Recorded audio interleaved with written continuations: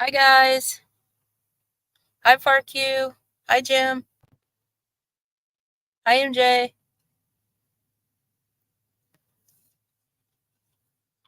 Well, hopefully this will be interesting tonight. And hopefully I can figure out how to live stream this. I had to change the time because I had set it too late. So I hope PJ was able to see that the time has changed. And Doxy's not going to be able to be here. She broke a tooth, so she's got to go to the dentist. But I hope everyone's doing well.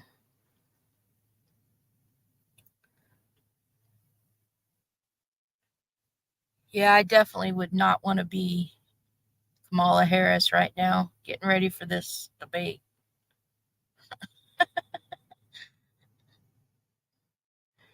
I would never want to debate Trump, that's for sure.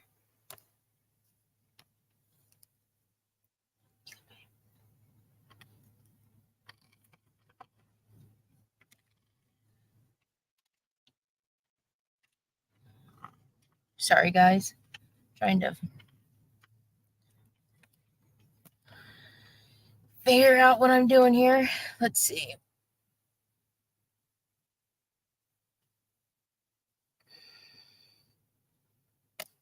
Anything interesting on the YouTube streets, guys?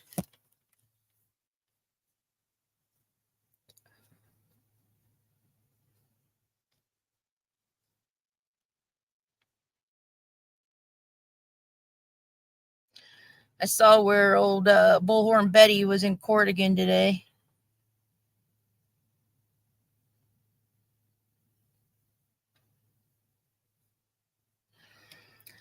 I hope he is FarQ. Well, not like too nice, but I hope he stays away from like the personal insults, like about her body and her looks and stuff like that. And because that way she can sink herself like Biden did. Because Kamala's not very much brighter, in my opinion. They said she violated her restraining order. She wasn't supposed to be talking about Sebastian, Chris, Katie, Chris's parents, and she, I guess, did a live stream and was talking about them, and they got her. She was actually in court today. She was with an attorney. Yeah, FarQ. If it's a man against man, it's a little bit better. I mean, not the best, but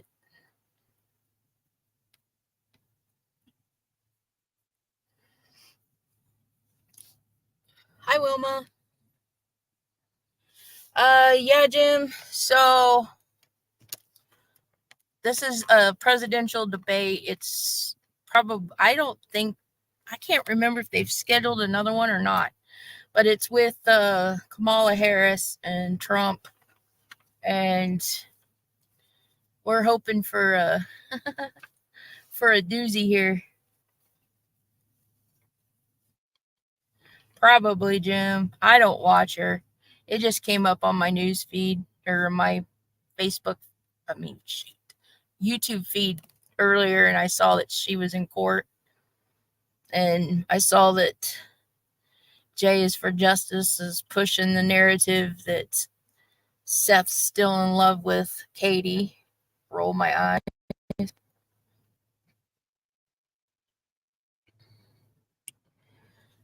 Well,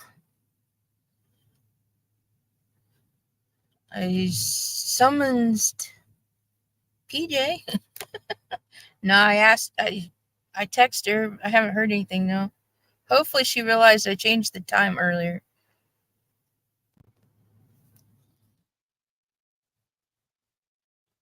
Oh, hell no. I agree, FarQ. No woman. Nope. All my opinions, but no.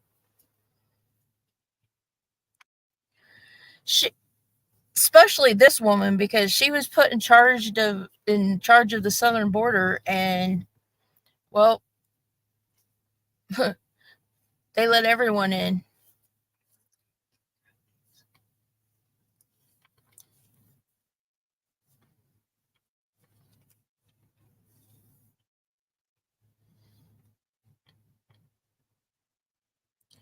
Um, and her when she's been doing speeches lately, her accent's been changing.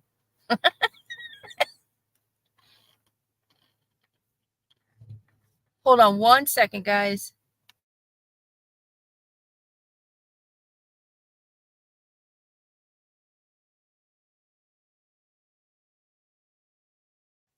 Okay, I'm back. Well, we're gonna try. I'm not sure that I'm gonna be able to. I never live streamed before on the with another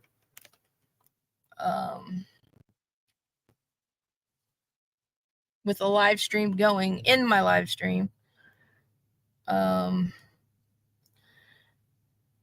think I'm supposed to pause it every 30 seconds or something, or say something every 30 seconds.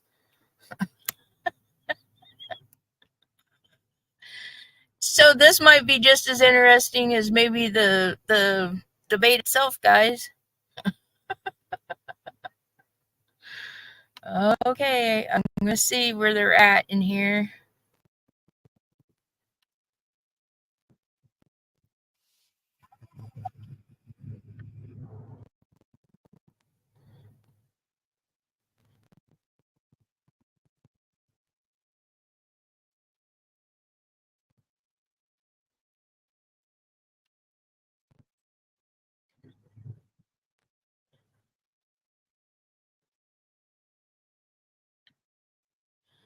Okay, I'm gonna try to share. Sorry, guys. I was hoping PJ would come in, or Doxy, but Doxy's got a dentist appointment, and I don't know if PJ realized I moved the time up, so it's way on her own right now. This could be scary. Okay.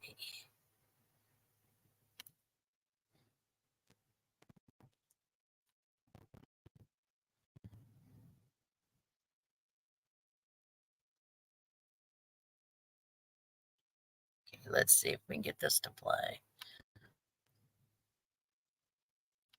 Medal is an apology, an acknowledgement from Biden and Harris that things went. Mackey is with us tonight at the big board to break it all down. Where's this going? Yeah, I mean, close. And let's put this in some perspective here. What you're looking at is the average of all of the major national polls that are out there. Okay, can you guys hear that? Is that okay?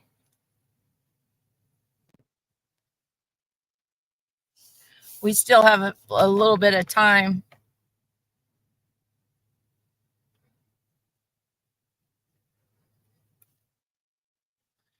RQ, you got any dates fast? We could do a quick one.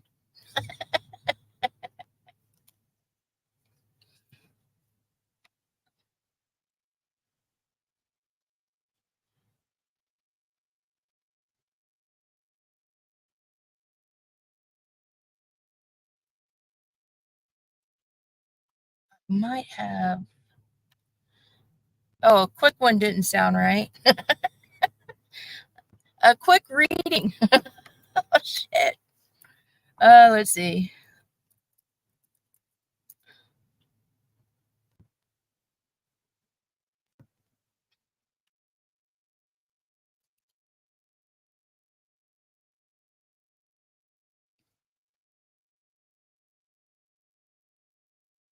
Oh, hey guys, did they catch that guy yet in Kentucky?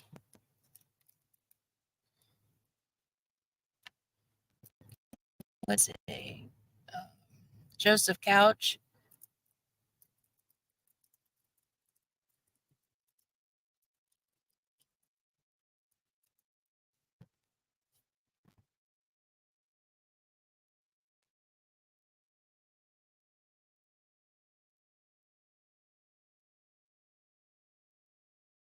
4 hours ago.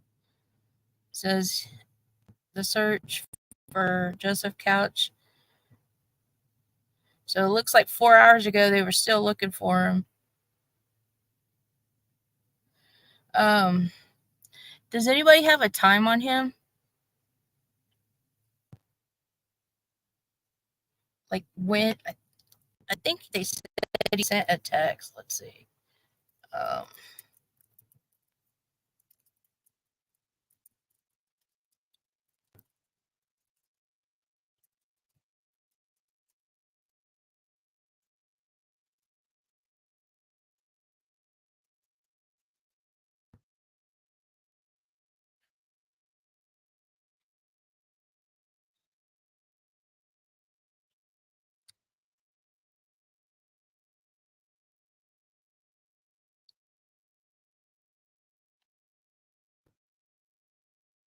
Sorry, guys. I'm trying to kill some time before the. Let's see.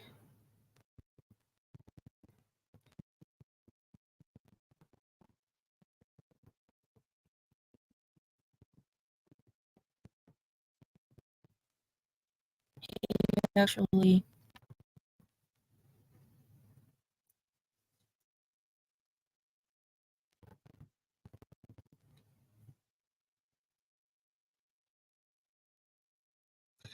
Yeah, we could do that one, Jim. Let's see.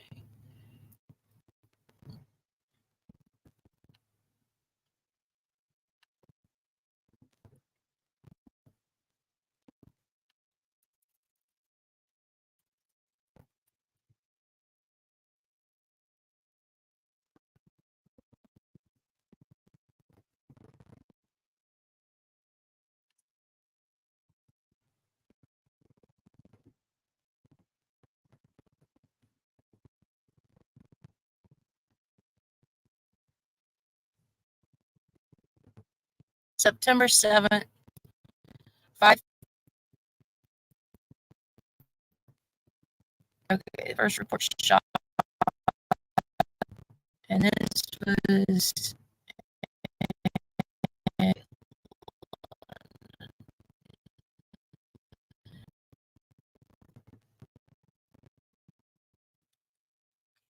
see. This real fast before.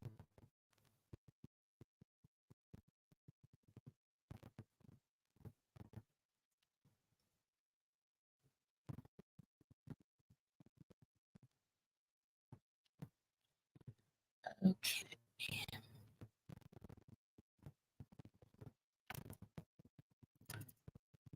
September 7th.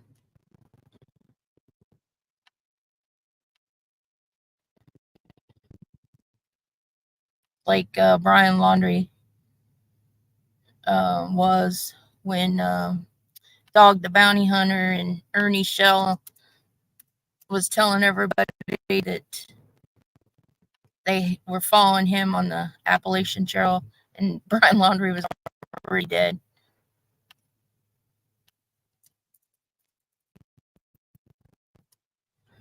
Let's see.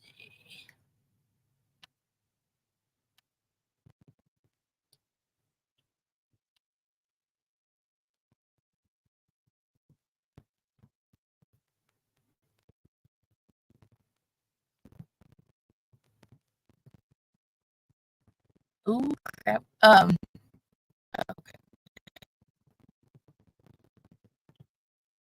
Hi, Dotsy.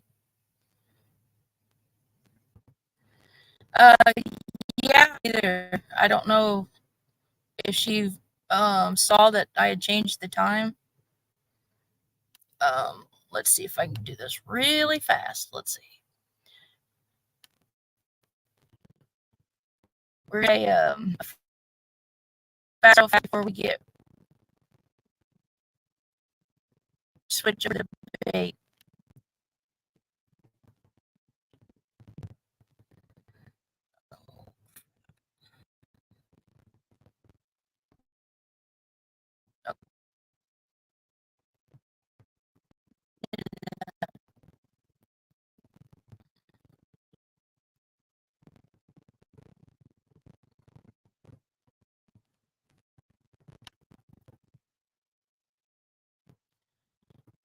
Okay, guys. Here's a chart for the first. It's at 527 in London, Kentucky, and this is when they said he fired degree home or country, the public, in the sign of Capricorn, which is death. So his purpose at the time was to kill people in public. The ruler of the ascendant sign. It also could be that he was suffering some kind of depression at the time. The ruler is Saturn, and it sits in his second house, a sign of Pisces, 16 degrees. So this means, obviously, that 16 degrees, again, Cancer, is your emotions, your family, the public, anything to do with your homes. And it's conjunct Saturn. Again, Saturn's depression, Saturn's death. It's cold. It means that he's right at that particular point in time. There was no emotions. He wasn't feeling any emotions. And the sign of Pisces, again, is mental illness. And they didn't know it. And switch back and forth here, guys. I'm roboting. Oh, shoot. Can you guys hear me at all?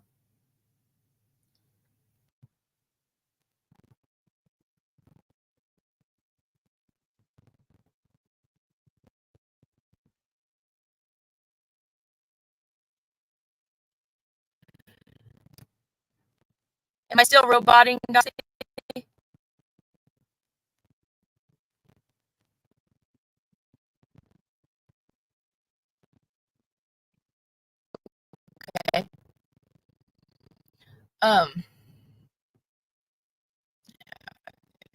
Just gotta get back over there.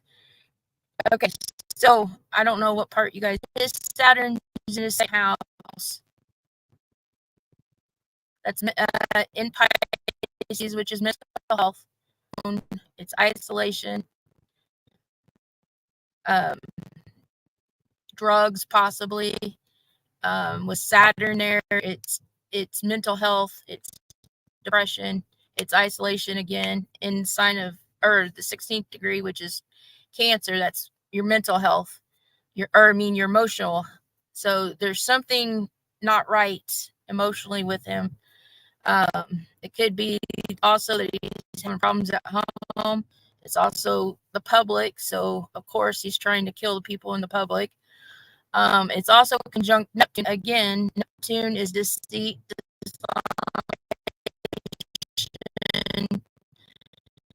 possibly drugs.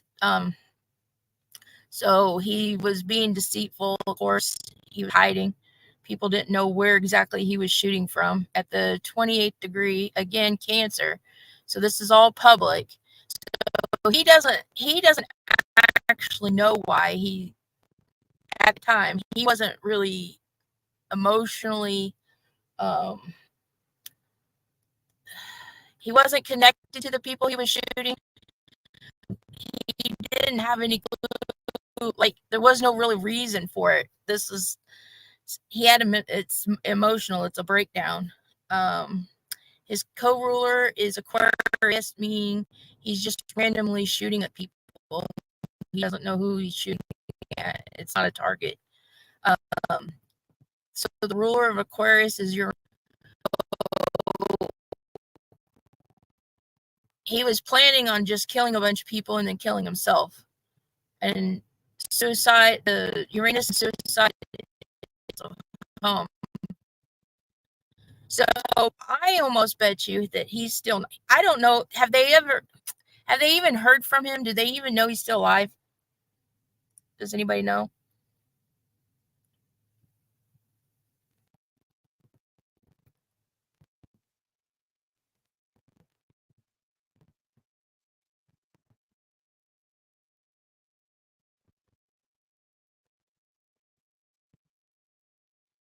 I almost bet you he's already.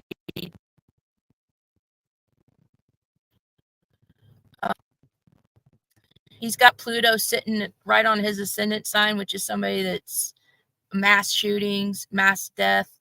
It's also could be that he killed himself. It's at the 29th degree, which is Leo. And that's somebody that wants to glory. So he's not really doing this. It's basically to kill himself, but he wants to go out in a blaze of glory. So he's unfortunately people or tried to take other people's lives with him. Uranus is in the sign again. This could be something to do also with money problems. But Taurus is also the forest, and we know that supposedly he's in the forest right now. I almost bet you he's dead. I think he. Yeah. Yep.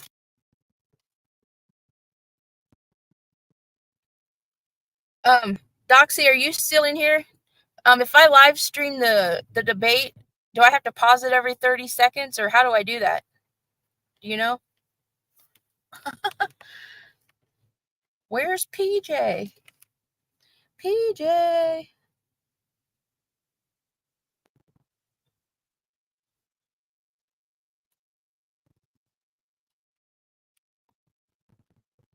Let's see. Stream debate. Do I have to pause it every 30 seconds, or how do I do that, Doxy?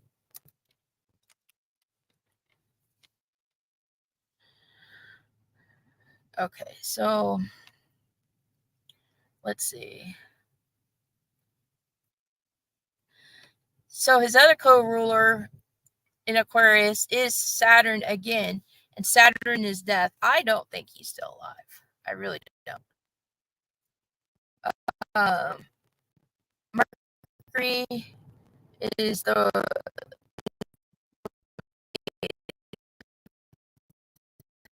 house of death.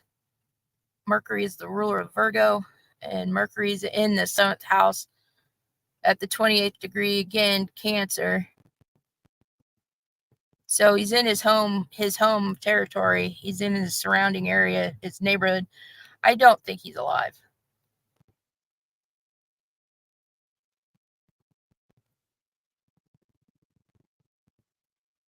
Booty hunters should go in there and try to find him.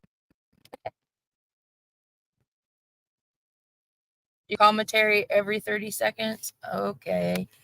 Good golly, I hope I can keep myself from.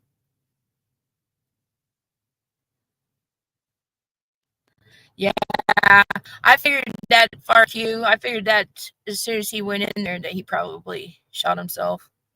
Let me see. Does it say?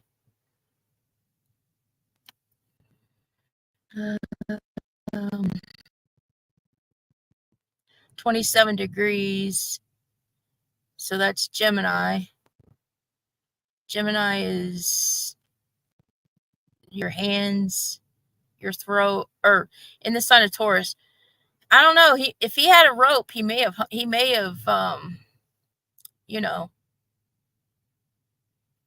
swung from a tree. Because it doesn't, let's see, Neptune or Pluto. I mean, Venus and Libra. Yeah, he may have. This all points to me to somebody that either jumped from a bridge, killed himself that way, or hung himself. Maybe I shouldn't say that. I mean, took his own life. Okay. Yeah, because I tried to see if PJ would come up, but I can't get a hold of her. She's not answering texts. Then I got 5 minutes till the debate starts, but probably they'll be late like always. Let me see. So.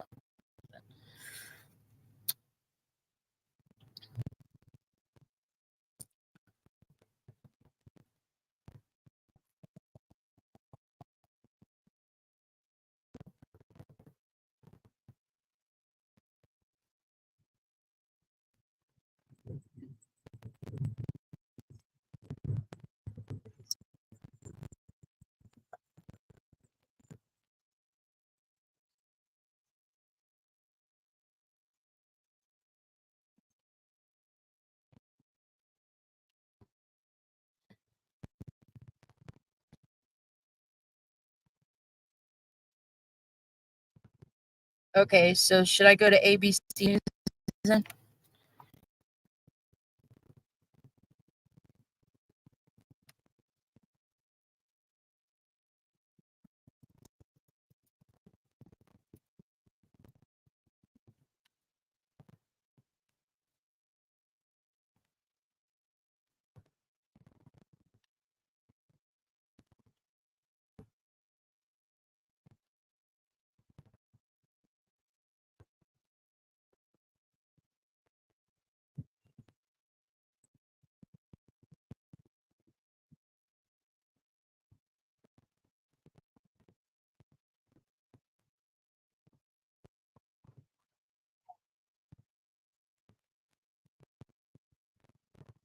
Okay, guys. I went over and got ABC.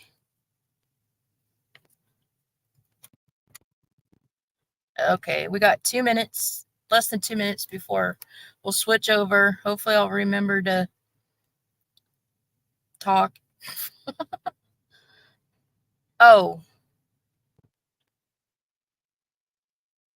So is she talking or so do I still have to talk during it?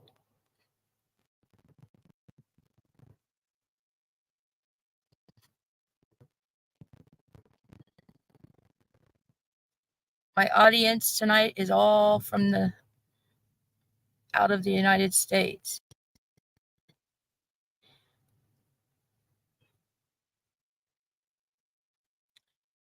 And I'll be on the other to pause maybe. Sorry guys.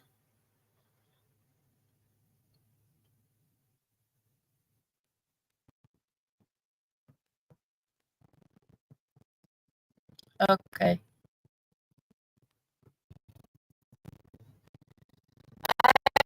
Remember, you guys aren't from the United States. This isn't new, or this is all new to you guys.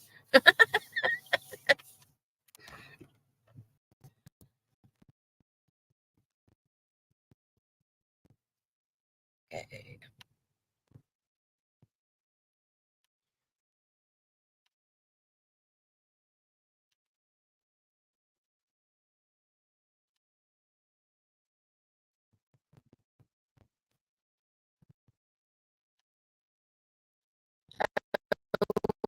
Well, I will warn you guys, a lot of times they're late, so I'll play it here in just 1 minute and then, but a lot of times they're late. A lot of this commentary that they're talking about is kind of boring.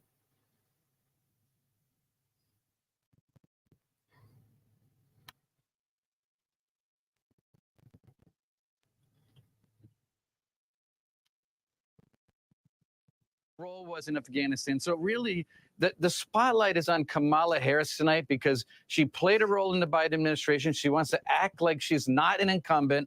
So this is where the focus is going to be. And she's got a lot to answer for tonight. And I think that's where Donald Trump's focus will be and where it actually should be tonight. Well, one of the things he wants to do is have female voters look at him. How does he attract female voters after saying things about Kamala Harris? And we'll see how he pronounces that tonight. Things he said about Kamala Harris, that she's dumb as a rock.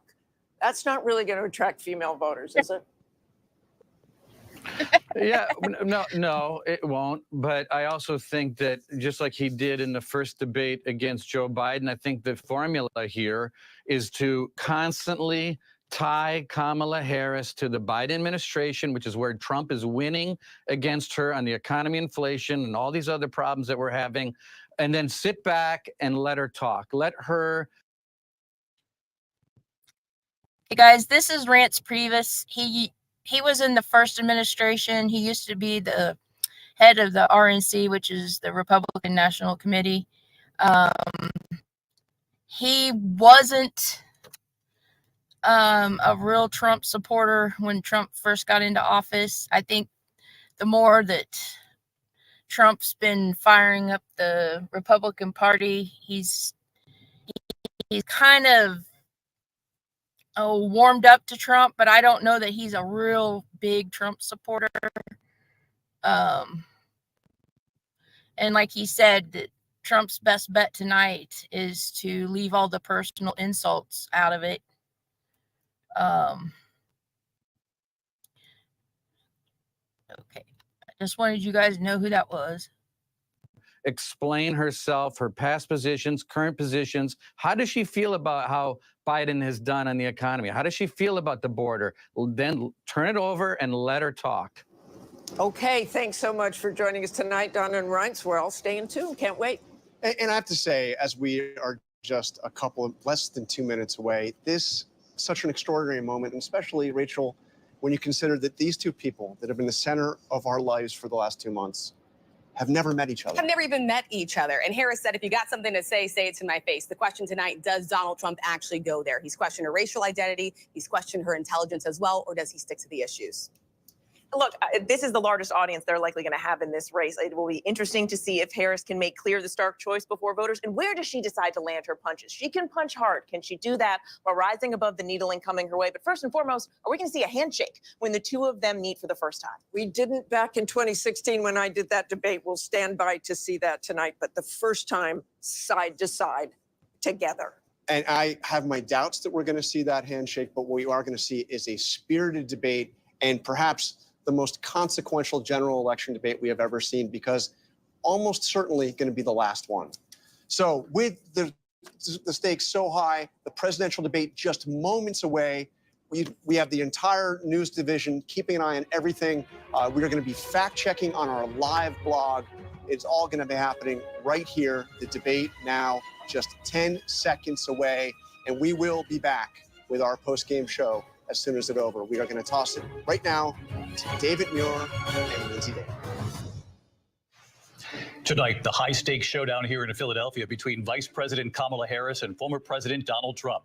Their first face-to-face meeting in this presidential election, their first face-to-face meeting ever. A historic race for president upended just weeks ago. President Biden withdrawing after his last debate. Donald Trump now up against a new opponent. The candidates separated by the smallest of margins, essentially tied in the polls nationally and in the key battlegrounds, including right here in Pennsylvania, all still very much in play. The ABC News presidential debate starts right now.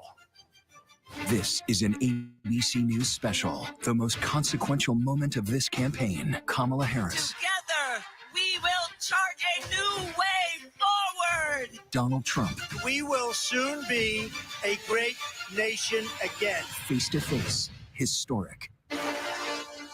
The ABC News presidential debate. Here now, David Muir and Lindsay Davis. Good evening, I'm David Muir, and thank you for joining us for tonight's ABC News presidential debate. We want to welcome viewers watching on ABC and around the world tonight. Vice President Kamala Harris and President Donald Trump are just moments away from taking the stage in this unprecedented race for president. And I'm Lindsay Davis. Tonight's meeting could be the most consequential event of their campaigns, with Election Day now less than 2 months away. For Vice President Kamala Harris, this is her first debate since President Biden withdrew from the race on July 21st. Of course, that decision followed his debate against President Donald Trump in June. Since then, this race has taken on an entirely new dynamic. And that brings us to the rules of tonight's debate. 90 minutes with 2 commercial breaks. No topics or questions have been shared with the campaigns. The candidates will have 2 minutes to answer questions, and this is the clock. That's what they'll be seeing. 2 minutes for rebuttals and 1 minute for follow-ups, clarifications, or responses. Their microphones will only be turned on when it's their turn to speak. No pre-written notes allowed. There is no audience here tonight in this hall at the National Constitution Center. This is an intimate setting for two candidates who have never met. President Trump won the coin toss. He chose to deliver the final closing statement of the evening. Vice President Harris selected the podium to the right. So let's now welcome the candidates to the stage. Vice President Kamala Harris and President Donald Trump.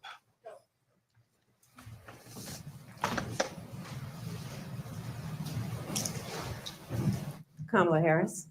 Let's have a good debate. Nice to see you. Have fun. Thank you. Welcome to you both. It's wonderful to have you. It's an honor to have you both here tonight. Good evening. We are looking forward to a spirited and thoughtful debate. So let's get started. I want to begin tonight with the issue that voters repeatedly say is their #1 issue, and that is the economy and the cost of living in this country. Vice President Harris, you and President Trump were elected 4 years ago, and your opponent on the stage here tonight often asks his supporters, are you better off than you were 4 years ago? When it comes to the economy, do you believe Americans are better off than they were 4 years ago? So I was raised as a middle-class kid, and I am actually the only person on this stage who has a plan that is about lifting up the middle class and working people of America. I believe in the ambition, the aspirations, the dreams of the American people. And that is why I imagine and have actually a plan to build what I call an opportunity economy. Because here's the thing.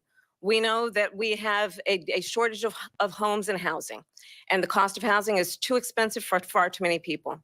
We know that young families need support to raise their children, and I intend on extending a tax cut for those families of $6,000, which is the largest child tax credit that we have given in a long time, so that those young families can afford to buy a crib, buy a car seat, buy clothes for their children. My passion, one of them, is small businesses. My mother raised my sister and me, but there was a woman who helped raise us. We call her our second mother. She was a small business owner. I love our small businesses. My plan is to give a $50,000 tax deduction to start up small businesses, knowing they are part of the backbone of America's economy. My opponent, on the other hand, his plan is to do what he has done before, which is to provide a tax cut for billionaires and big corporations, which will result in $5 trillion to America's deficit. My opponent has a plan that I call the Trump's sales tax, which would be a 20% tax on everyday goods that you rely on to get through the month. Economists have said that Trump sales tax would actually result for middle-class families in about $4,000 more a year because of his policies and his ideas about what should be the backs of middle-class people paying for tax cuts for billionaires. President Trump, I'll give you 2 minutes. First of all, I have no sales tax. That's an incorrect statement. She knows that. We're doing tariffs on other countries. Other countries are going to finally, after 75 years, pay us back for all that we've done for the world. And the tariff will be substantial in some cases. I took in billions and billions of dollars, as you know, from China. In fact, they never took the tariff off because it was so much money they can't. It would totally destroy everything that they've set out to do. They're taking in billions of dollars from China and other places. They've left the tariffs on. When I had it, I had tariffs, and yet I had no inflation. Look, we've had a terrible economy because inflation which is really known as a country buster. It breaks up countries. We have inflation like very few people have ever seen before, probably the worst in our nation's history. We were at 21%, but that's being generous because many things are 50, 60, 70, and 80% higher than they were just a few years ago. This has been a disaster for people, for the middle class, but for every class. On top of that, we have millions of people pouring into our country from prisons and jails, from mental institutions and insane asylums, and they're coming in and they're taking jobs that are occupied right now by African Americans and Hispanics, and also unions. Unions are going to be affected very soon. And you see what's happening. You see what's happening with towns throughout the United States. You look at Springfield, Ohio. You look at Aurora in Colorado. They are taking over the towns. They're taking over buildings. They're going in violently. These are the people that she and Biden led into our country, and they're destroying our country. They're dangerous. They're at the highest level of criminality. and we have to get them out. We have to get them out fast. I created one of the greatest economies in the history of our country. I'll do it again and even better. We are going to get to immigration and border security during this debate, but I would like to let Vice President Harris respond on the economy here. Well, I would love to. Let's talk about what Donald Trump left us. Donald Trump left us the worst unemployment since the Great Depression. Donald Trump left us the worst public health epidemic in a century. Donald Trump left us the worst attack on our democracy since the Civil War. And what we have done is clean up Donald Trump's mess. What we have done and what I intend to do is build on what we know are the aspirations and the hopes of the American people. But I'm going to tell you all in this debate tonight, you're going to hear from the same old tired playbook, a bunch of lies, grievances, and name calling. What you're going to hear tonight is a detailed and dangerous plan called Project 2025 that the former president intends on implementing if he were elected again. I believe very strongly that the American people want a president who understands the importance of bringing us together, knowing we have so much more in common than what separates us. And I pledge to you to be a president for all Americans. President Trump will give you a minute here to respond. Number one, I have nothing to do, as you know, and as she knows better than anyone, I have nothing to do with Project 2025.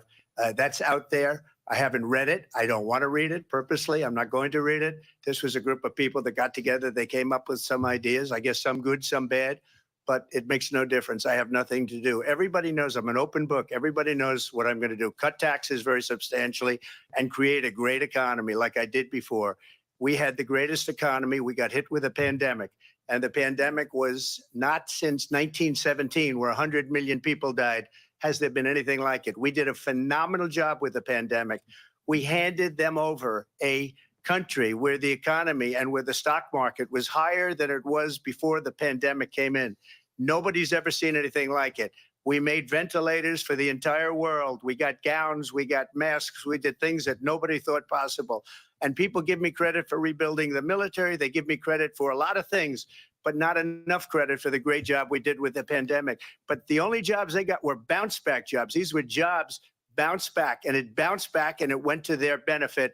But I was the one that created them. They know it, and so does everybody else. Vice President Harris, I'll let you respond. So Donald Trump has no plan for you. And when you look at his economic plan, it's all about tax breaks for the richest people.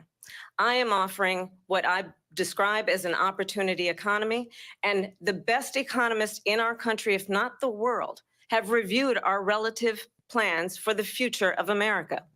What Goldman Sachs has said is that Donald Trump's plan would make the economy worse. Mine would strengthen the economy. What the Wharton School has said is Donald Trump's plan would actually explode the deficit. 16 Nobel laureates have described his economic plan as something that would increase inflation and by the middle of next year would invite a recession. You just have to look at where we are and where we stand on the issues. And I'd invite you to know that Donald Trump actually has no plan for you because he is more interested in defending himself than he is in looking out for you. It's just a soundbite. They gave her that to say.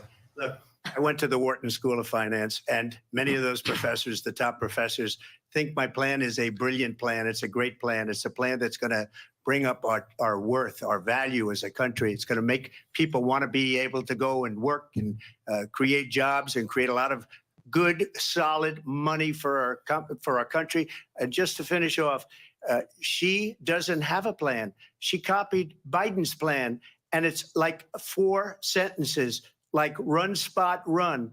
4 sentences that are just, oh, we'll try and lower taxes. She doesn't have a plan. Take a look at her plan. She doesn't have a plan.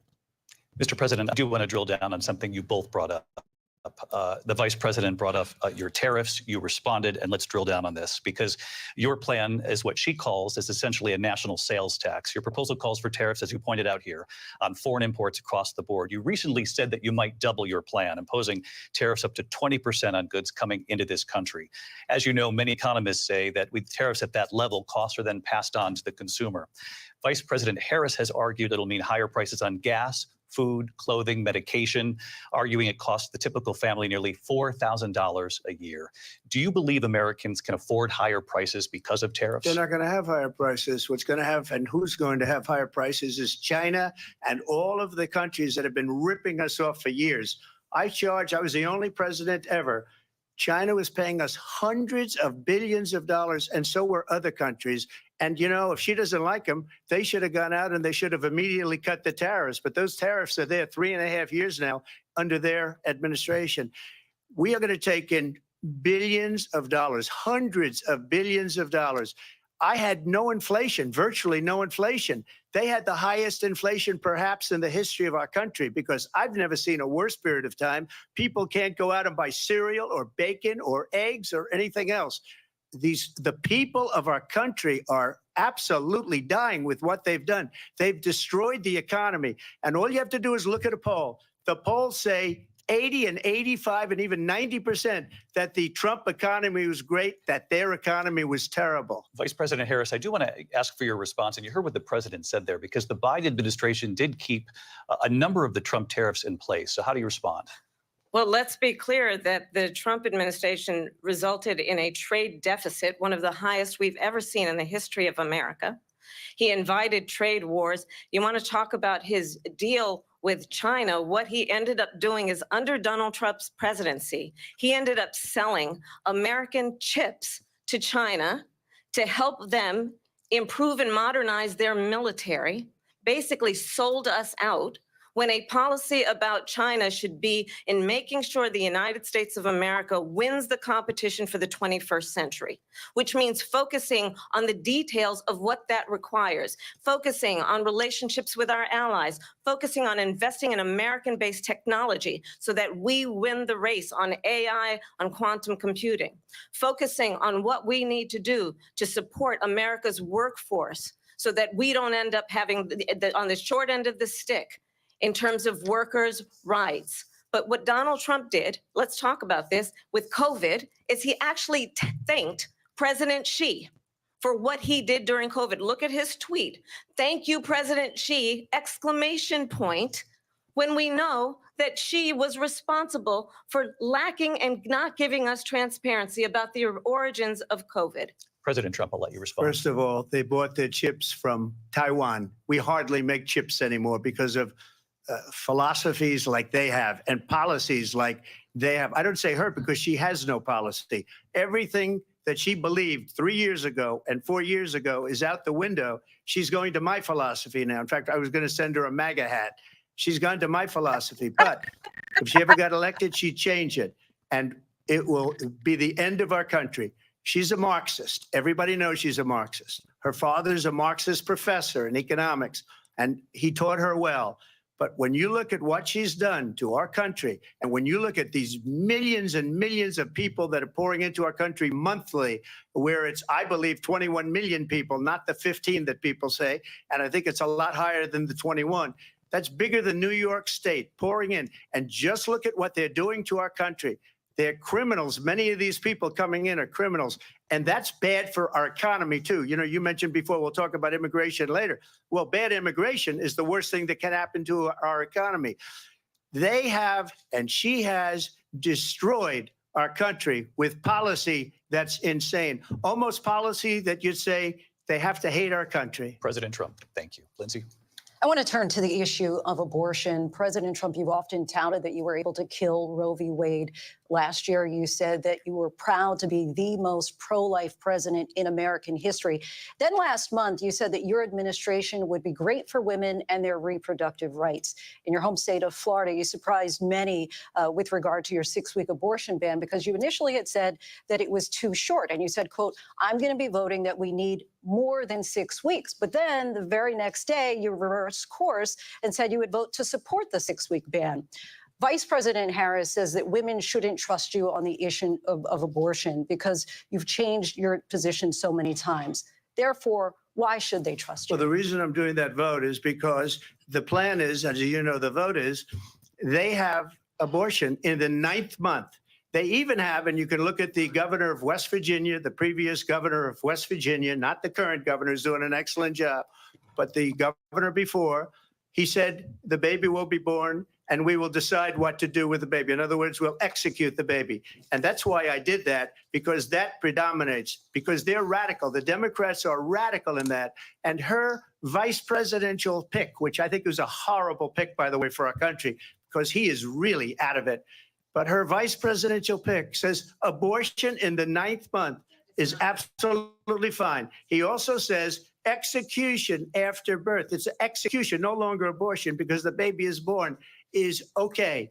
And that's not okay with me, hence the vote. But what I did is something for 52 years, they've been trying to get Roe v. Wade into the states. And through the genius and heart and strength of 6 Supreme Court justices, we were able to do that. Now, I believe in the exceptions for rape, incest, and life of the mother. I believe strongly in it. Ronald Reagan did also. 85% of Republicans do. Exceptions, very important. But we were able to get it, and now states are voting on it. And for the first time, you're going to see, look, this is an issue that's torn our country apart for 52 years. Every legal scholar, every Democrat, every Republican, liberal, conservative, they all wanted this issue to be brought back to the states where the people could vote. And that's what happened. Now, Ohio, the vote was somewhat liberal. Kansas, the vote was somewhat liberal, much more liberal than people would have thought. But each individual state is voting. It's the vote of the people now. It's not tied up in the federal government. I did a great service in doing it. It took courage to do it. And the Supreme Court had great courage in doing it. And I give tremendous credit to those 6 justices. There is no state in this country where it is legal to kill a baby after it's born. Madam Vice President, I want to get your response to President Trump. Well, as I said, you're going to hear a bunch of lies, and that's not actually a surprising fact. Let's understand how we got here. Donald Trump hand-selected 3 members of the United States Supreme Court with the intention that they would undo the protections of Roe v. Wade. And they did exactly as he intended. And now in over 20 states, there are Trump abortion bans, which make it criminal for a doctor or nurse to provide health care. In one state, it provides prison for life. Trump abortion bans that make no exception even for rape and incest, which understand what that means. A survivor of a crime, a violation to their body, does not have the right to make a decision about what happens to their body next. That is immoral. And one does not have to abandon their faith or deeply held beliefs to agree. The government, and Donald Trump certainly, should not be telling a woman what to do with her body. I have talked with women around our country. You want to talk about this is what people wanted? Pregnant women who want to carry a pregnancy to term, suffering from a miscarriage, being denied care in an emergency room because the healthcare providers are afraid they might go to jail, and she's bleeding out in a car in the parking lot. She didn't want that. Her husband didn't want that. A 12 or 13-year-old survivor of incest being forced to carry a pregnancy to term. They don't want that. And I pledge to you, when Congress passes a bill to put back in place the protections of Roe v. Wade, as President of the United States, I will proudly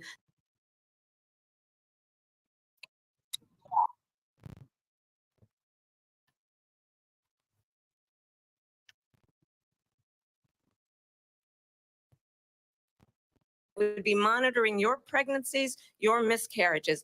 I think the American people believe that certain freedoms, in particular the freedom to make decisions about one's own body, should not be made by the... I just have to pause right here, you guys. What she is saying is not true. I just reason to sign a ban because we've gotten what everybody wanted. Democrats, Republicans, and everybody else, and every legal scholar wanted it to be brought back into the states. And the states are voting. And it may take a little time, but for 52 years, this issue has torn our country apart. And they've wanted it back in the states. And I did something that nobody thought was possible. The states are now voting. What she says is an absolute lie. And as far as the abortion ban, no, I'm not in favor of abortion ban, but it doesn't matter because this issue has now been taken over by the states. Would you veto a national abortion ban if it came Well, to I your won't desk? have to, because again, two things. Number one, she said she'll go back to Congress. She'll never get the vote. It's impossible for her to get the vote, especially now with the 50-50 and essentially 50-50 in both Senate and the House. She's not going to get the vote. She can't get the vote. She won't even come close to it. So it's just talk. You know what it reminds me of? When they said they're going to get student loans terminated, and it ended up being a total catastrophe. The student loans, and then her, I think probably her boss, if you call him a boss, he spends all his time on the beach. But look, her boss went out and said, we'll do it again. We'll do it a different way. And he went out, got rejected again by the Supreme Court. So all these students got taunted with this whole thing about this whole idea. And how unfair that would have been, part of the reason they lost, to the millions and millions of people that had to pay off their student loans. They didn't get it for free. But they were saying it's the same way that they talked about that they talk about abortion. But if I could just get a yes or no, because your running mate, J.D. Vance, has said that you would veto it if it did come to your desk. Well, I didn't discuss it with J.D. In all fairness, J.D., and I don't mind if he has a certain view, but I think he was speaking for me, but I really didn't. Look, we don't have to discuss it because she'd never be able to get it, just like she couldn't get student loans. They couldn't get student loans. They didn't even come close to getting student loans. They taunted young people and a lot of other people that had loans. They can never get this approved. So it doesn't matter what she says about going to Congress. Well, wonderful. Let's go to Congress, do it. But the fact is that for years, they wanted to get it out of Congress and out of the federal government. And we did something that everybody said couldn't be done. And now you have a vote of the people on abortion. Vice President Harris, I want to give you your time to respond, but I do want to ask, would you support any restrictions on a woman's right to an abortion? I absolutely support reinstating the protections of Roe v. Wade. And as you rightly mentioned, nowhere in America is a woman carrying a pregnancy to term and asking for an abortion. That is not happening. It's insulting to the women of America. And understand what has been happening under Donald Trump's abortion bans. Couples who pray and dream of having a family are being denied IVF treatments. What is happening in our country? Working people, working women who are working 1 or 2 jobs, who can barely afford childcare as it is, have to travel to another state to get on a plane sitting next to strangers to go and get the health care she needs. Barely can afford to do it, and what you are putting her through is unconscionable. And the people of America have not, the majority of Americans believe in a woman's right to make decisions about her own body. And that is why in every state where this issue has been on the ballot, in red and blue states both, the people of America have voted for freedom. Vice President Harris, Excuse me, I have to respond. Another lie. It's another lie. I have been a leader on IVF, which is fertilization. The IVF, I have been a leader. In fact, when they got a very negative decision on IVF from the Alabama courts, I saw the people of Alabama and the legislature 2 days later voted it in. I've been a leader on it. They know that, and everybody else knows it. I have been a leader on fertilization, IVF. And the other thing, you should ask, will she allow abortion in the 8th month, 9th month, 7th month? Come on. Okay, would you do that? Why don't you ask her that question? Why don't you answer the question? Would you because veto? under Roe v. Answer Wade, the question, would you veto? you could do abortions in the 7th month, the 8th month, the 9th That's month, not true. and probably after birth. Just look at the governor, former governor of Virginia. The governor of Virginia said, we put the baby aside and then we determine what we want to do with the baby. President Trump, thank you. We're going to turn now to immigration and border security. We know it's an issue that's important to Republicans, Democrats, voters across the board in this country. Vice President Harris, you were tasked by President Biden with getting to the root causes of migration from Central America. We know that illegal border crossings reached a record high in the Biden administration. This past June, President Biden imposed tough new asylum restrictions. We know the numbers since then have dropped significantly. But my question to you tonight is, why did the administration wait until 6 months before the election to act? And would you have done anything differently from President Biden on this? So I'm the only person on this stage who has prosecuted transnational criminal organizations for the trafficking of guns, drugs, and human beings. And let me say What is that the United States Congress, including some of the most conservative members of the United States Senate, came up with a border security bill, which I supported. And that bill would have put 1,500 more border agents on the border to help those folks who are working there right now overtime, trying to do their job. It would have allowed us to stem the flow of fentanyl coming into the United States. I know there are so many families watching tonight who have been personally affected by the surge of fentanyl in our country. That bill would have put more resources to allow us to prosecute transnational criminal organizations for trafficking in guns, drugs, and human beings. But you know what happened to that bill? Donald Trump got on the phone, called up some folks in Congress, and said, kill the bill. And you know why?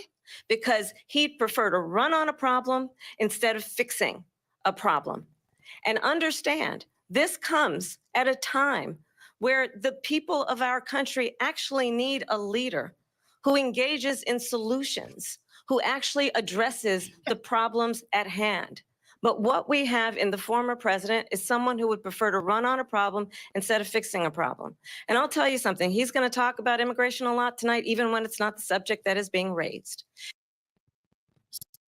Sorry to pause it, To the guys. future of our family. Yes, I will build a city that people can dream about. Megalopolis. That man is a megalomaniac.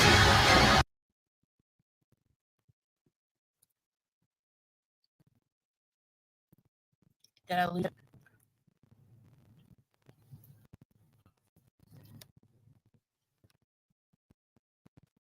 Is dangerous and unfit. His former Secretary of Defense has said the nation, the republic, would never survive another Trump term. And when we listen to this kind of rhetoric, when the issues that affect the American people are not being addressed, I think the choice is clear in this election. President Trump, I'll give you a quick minute to respond here. Thank you, because when I hear that, see, I'm a different kind of a person. I fired most of those people, not so graciously. They did bad things or a bad job. I fired them. They never fired one person. They didn't fire anybody having to do with Afghanistan and the Taliban and the 13 people who's were just killed, viciously and violently killed. And I got to know the parents and the family. They didn't fire. They should have fired all those generals, all those top people, because that was one of the most incompetently handled situations anybody has ever seen. So when somebody does a bad job, I fire him. And you take a guy like Esper. He was no good. I fired him. So he writes a book. Another one writes a book, because with me, they can write books. With nobody else can they? But they have done such a poor job, and they never fire anybody. Look at the economy. Look at the inflation. They didn't fire any of their economists. They have the same people. That's a good way not to have books written about you. But just to finish, I got more votes than any Republican in history by far. In fact, I got more votes than any president, sitting president in history by far. Let me continue on immigration. It was what you wanted to talk about earlier. So let's get back to your deportation proposal that the vice president has reacted to as well. President Trump, you call this the largest domestic deportation operation in the history of our country. You say you would use the National Guard. You say if things get out of control, you'd have no problem using the U.S. military. Police, yes. You also said you would use local police. How would you deport 11 million undocumented immigrants? I know you believe that number is much higher. Take us through this. What does this look like? Will authorities be going door to door in this country? Yeah, it is much higher because of them. They allowed criminals, many, many millions of criminals. They allowed terrorists. They allowed common street criminals. They allowed people to come in, drug dealers, to come into our country. And they're now in the United States and told by their countries like Venezuela, don't ever come back or we're going to kill you. Do you know that crime in Venezuela and crime in countries all over the world is way down? You know why? Because they've taken their criminals off the street and they've given them to her to put into our country.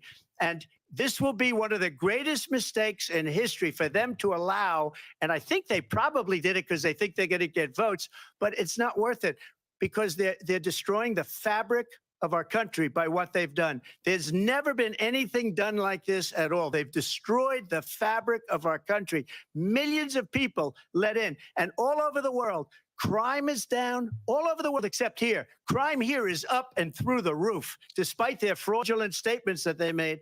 Crime in this country is through the roof. And we have a new form of crime. It's called migrant crime. And it's happening at levels that nobody thought possible. President Trump, as you know, the FBI says overall violent crime is actually coming down in this country. But Vice Excuse me, President the Harris, FBI they were defrauding statements. They didn't include the worst cities. They didn't include the cities with the worst crime. It was a fraud, just like their number of 818,000 jobs that they said they created turned out to be a fraud. President Trump, thank you. I'll let you respond, Vice President Harris. Well, I think this is so rich coming from someone who has been prosecuted for national security crimes, economic crimes, election interference, has been found liable for sexual assault, and his next big court appearance is in November at his own criminal sentencing.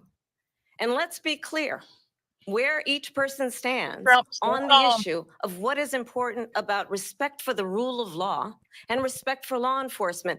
The former vice president called for defunding federal law enforcement, 45,000 agents, get this, on the day after he was arraigned on 34 felony counts. So let's talk about what is important in this race. It is important that we move forward, that we turn the page on this same old tired rhetoric and address the needs of the American people, address what we need to do about the housing shortage, which I have a plan for, address what we must do to support our small businesses, address bringing down the price of groceries. But frankly, the American people are exhausted with this same old tired playbook. Vice President Harris, thank you. Excuse me. Every one of those cases was started by them against their political opponent. And I'm winning most of them, and I will win the rest on appeal. And you saw that with the decision that came down just recently from the Supreme Court.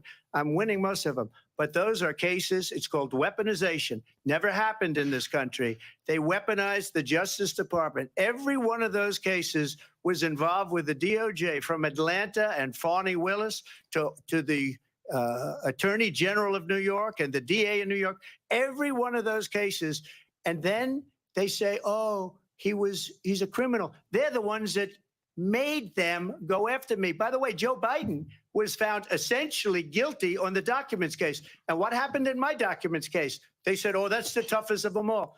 A complete and total victory. 2 months ago, it was thrown out. It's weaponization, and they used it, and it's never happened in this country. They used it to try and win an election. They're fake cases. President Trump, thank you. A really quick response here, Vice President Harris, on this notion of weaponization of the Justice Department. Well, let's talk about extreme and understand the context in which this election in 2024 is taking place. The United States Supreme Court recently ruled that the former president would essentially be immune from any misconduct if he were to enter the White House again. Understand, this is someone who has openly said he would terminate, I'm quoting, terminate the Constitution of the United States, that he would weaponize the Department of Justice against his political enemies. Someone who has openly expressed disdain for members of our military. Understand what it would mean if Donald Trump were back in the White House with no guardrails, because certainly we know now the court won't stop him. We know J.D. Vance is not going to stop him.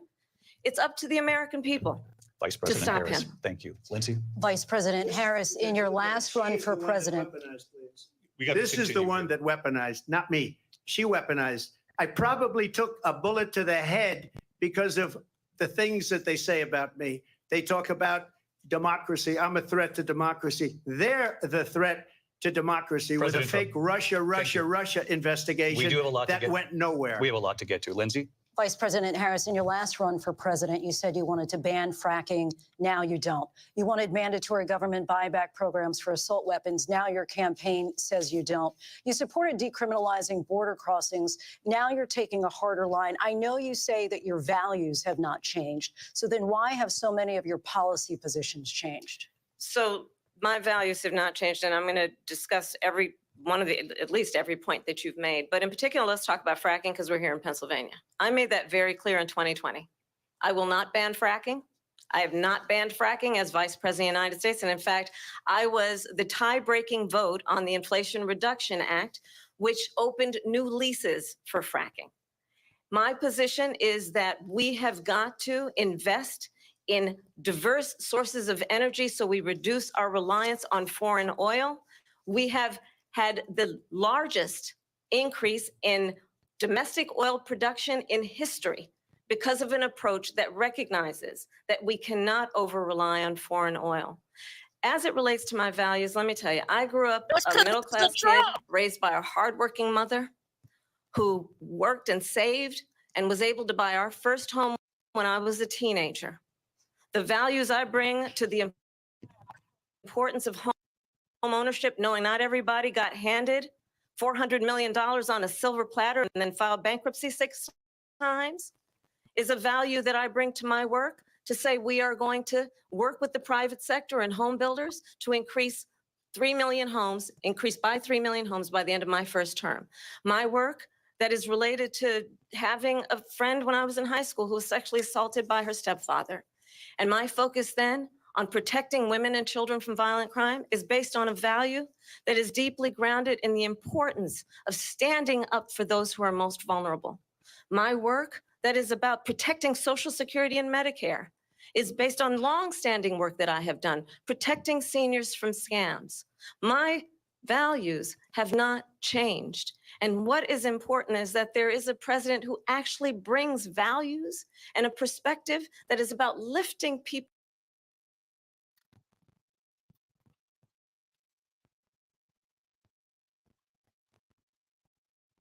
up and not beating people down. And name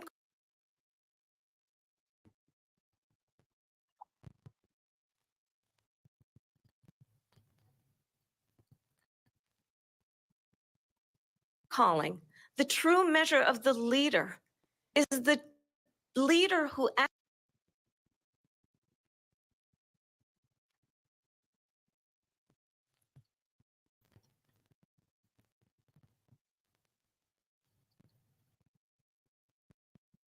actually understands the strength is not in beating people down, it's in lifting people up.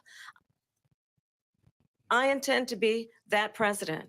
President Trump, your Well, first of all, I response? wasn't given $400 million. I wish I was. My father was a Brooklyn builder, Brooklyn, Queens, and a great father, and I learned a lot from him. But I was given a fraction of that, a tiny fraction, and I built it into many, many billions of dollars, many, many billions. And when people see it, they are even surprised. So we don't have to talk about that. Fracking, she's been against it for 12 years. Defund the police, she's been against that forever. She gave all that stuff up very wrongly, very horribly, and everybody's laughing at it, okay? They're all laughing at it. She gave up at least 12 and probably 14 or 15 different policies. Like, she was big on defund the police. In Minnesota, she went out, wait a minute, I'm talking now, if you don't mind, please. Does that sound familiar? She went out in Minnesota and wanted to let criminals that killed people, that burned down Minneapolis, she went out and raised money to get them out of jail. She did things that nobody would ever think of. Now she wants to do transgender operations on illegal aliens that are in prison. This is a radical left liberal that would do this. She wants to confiscate your guns, and she will never allow fracking in Pennsylvania. If she won the election, fracking in Pennsylvania will end on day one. Just to finish, one thing so important in my opinion. So I got the oil business going like nobody has ever done before. When they took over, they got rid of it, started getting rid of it, and the prices were going up the roof. They immediately let these guys go to where they were. I would have been 5 times, 4 times, 5 times higher, because you're talking about 3.5 years ago. They got it up to where I was because they had no choice, because the prices of energy were quadrupling and doubling. You saw what happened to gasoline. So they said, let's go back to Trump.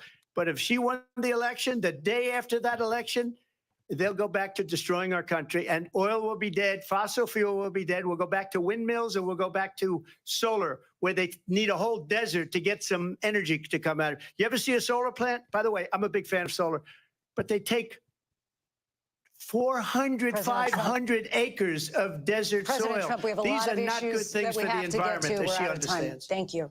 Lindsay, thank you. We have an election in just 56 days.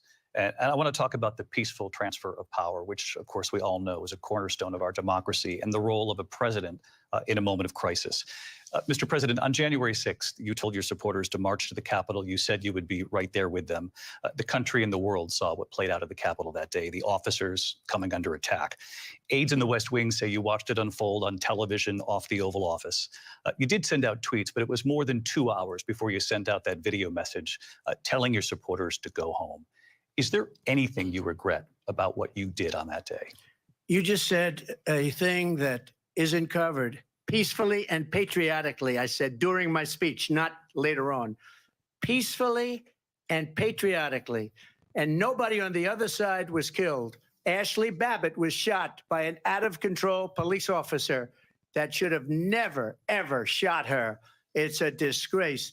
But we didn't do this group of people that have been treated so badly. I ask, what about all the people that are pouring into our country and killing people that she allowed to pour in? She was the border czar. Remember that. She was the border czar. She doesn't want to be called the border czar because she's embarrassed by the border. In fact, she said at the beginning, oh, I'm surprised you're not talking about the border yet. That's because she knows what a bad job they've done. What about those people? When are they going to be prosecuted? When are these people from countries all over the world, not just South America, they're coming in from all over the world, David, all over the world, and crime rates are down all over the world because of it. But let me just when ask are those, David, when are those people going to be prosecuted? When are the people that burned down Minneapolis going to be prosecuted? Or in Seattle, they went into Seattle, they took over a big percentage of the city of Seattle. When are those people going to be prosecuted? But let me just ask you. You might ask her that question. You were the president. You were watching it unfold on television. It's a very simple question as we move forward toward another election. Is there anything you regret about what you did on that day? Yes or no? I had nothing to do with that other than they asked me to make a speech. I showed up for a speech. I said, I think it's going to be big. I went to Nancy Pelosi and the mayor of Washington, D.C., and the mayor put it back in writing, as you know. I said, you know, this is going to be a very big rally or whatever you want to call it. And again, it wasn't done by me. It was done by others. I said, I'd like to give you 10,000 National Guard or soldiers. They rejected me. Nancy Pelosi rejected me. It was just 2 weeks ago. Her daughter has a tape of her saying she is fully responsible for what happened. They want to get rid of that tape. It would have never happened if Nancy Pelosi and the mayor of Washington did their jobs. I wasn't responsible for security. Nancy Pelosi was responsible. She didn't do her job. The question was about you as president, not about former Speaker Pelosi, but I do want Vice President Harris to respond here. I was at the Capitol on January 6th. I was the vice president-elect. I was also an acting senator. I was there.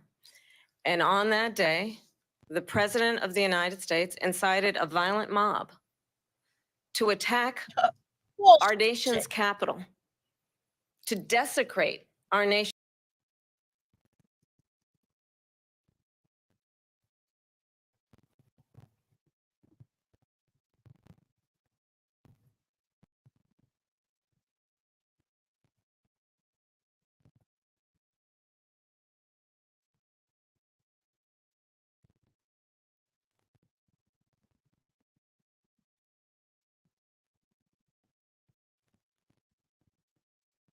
And what did the president then at the time say? There were fine people on each side. Let's remember that when it came to the Proud Boys, a militia, the president said, the former president said, stand back and stand by. So for everyone watching who remembers what January 6th was, I say, we don't have to go back. Let's not go back. We're not going back. It's time to turn the page. And if that was a bridge too far for you, well, there is a place in our campaign for you to stand for country, to stand for our democracy, to stand for rule of law, and to end the chaos, and to end the approach that is about attacking the foundations of our democracy because you don't like the outcome. And be clear on that point.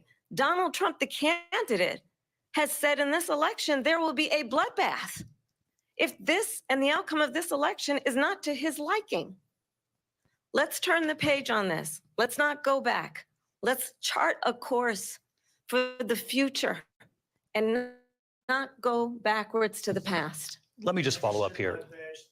It was a different term, and it was a term that related to energy because they have destroyed our energy business. That was where Bloodbath was. Also, on Charlottesville, that story has been, as you would say, debunked. Laura Ingraham, Sean Hannity, Jesse, all of these people, they covered it. If they go an extra sentence, they will see it was perfect. It was debunked in almost every newspaper, but they still bring it up, just like they bring 2025 up. They bring all of this stuff up. I ask you this, you talk about the Capitol. Why are we allowing these millions of people to come through on the southern border? How come she's not doing anything? And I'll tell you what I would do, and I would be very proud to do it. I would say we would both leave this debate right now. I'd like to see her go down to Washington, D.C. during this debate because we're wasting a lot of time. Go down to, because she's been so bad, it's so ridiculous. Go down to Washington, D.C. and let her sign a bill to close up the border because they have the right to do it. They don't need bills. They have the right to do it. The president of the United States, you'll get him out of bed. You'll wake him up at 4 o'clock in the afternoon. Right. You'll say, come on down to the office. Let's sign a bill. If he signs a bill that the border is closed, all he has to do is say it to the Border Patrol, who are phenomenal. If they do that, the border is closed. Mr. Those President, people are killing many people, unlike J6. We talked immigration here tonight. I do want to focus on this next issue to both of you because it really brings us this into focus, truth in these times that we're living in. Mr. President, for 3.5 years after you lost the 2020 election, you repeatedly falsely claimed that you won, many times saying you won in a landslide. In the past couple of weeks leading up to this debate, you have said, quote, you lost by a whisker, that you, quote, didn't quite make it, that you came up a little bit short. I said that? Are you now acknowledging that you lost in 2020? No, I don't acknowledge it at all. But I you said did that say sarcastically. You know that. It was said, oh, we lost by a whisker. That was said sarcastically. Look, there's so much proof. All you have to do is look at it. And they should have sent it back to the legislatures for approval. I got almost 75 million votes, the most votes any sitting president has ever gotten. I was told if I got 63, which was what I got in 2016, you can't be beaten. The election, people should never be thinking about an election as fraudulent. We need two things. We need walls, and we have to have it. We have to have borders, and we have to have good elections. Our elections are bad. And a lot of these illegal immigrants coming in, they're trying to get them to vote. They can't even speak English. They don't even know what country they're in practically. And these people are trying to get them to vote. And that's why they're allowing them to come into our country. I did watch all of these pieces of video. I didn't detect the sarcasm, lost by a whisker. We didn't quite make it. And we should just point out here as clarification, and you know this, you and your allies, 60 cases in front of many judges, many of them Republican. No judge looked at it. And said they said we didn't have standing. That's the other thing.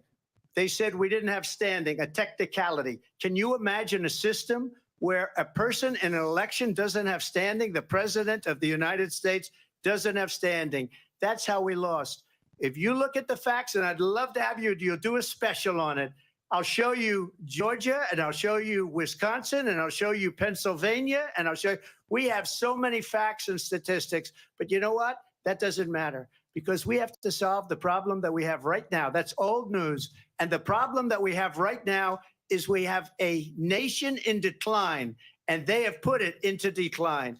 We have a nation that is dying, David. Mr. President, thank you. Vice President Harris, you heard the president there tonight. He said he didn't say that he lost by a whisker. So he still believes he did not lose the election that was won by President Biden and yourself.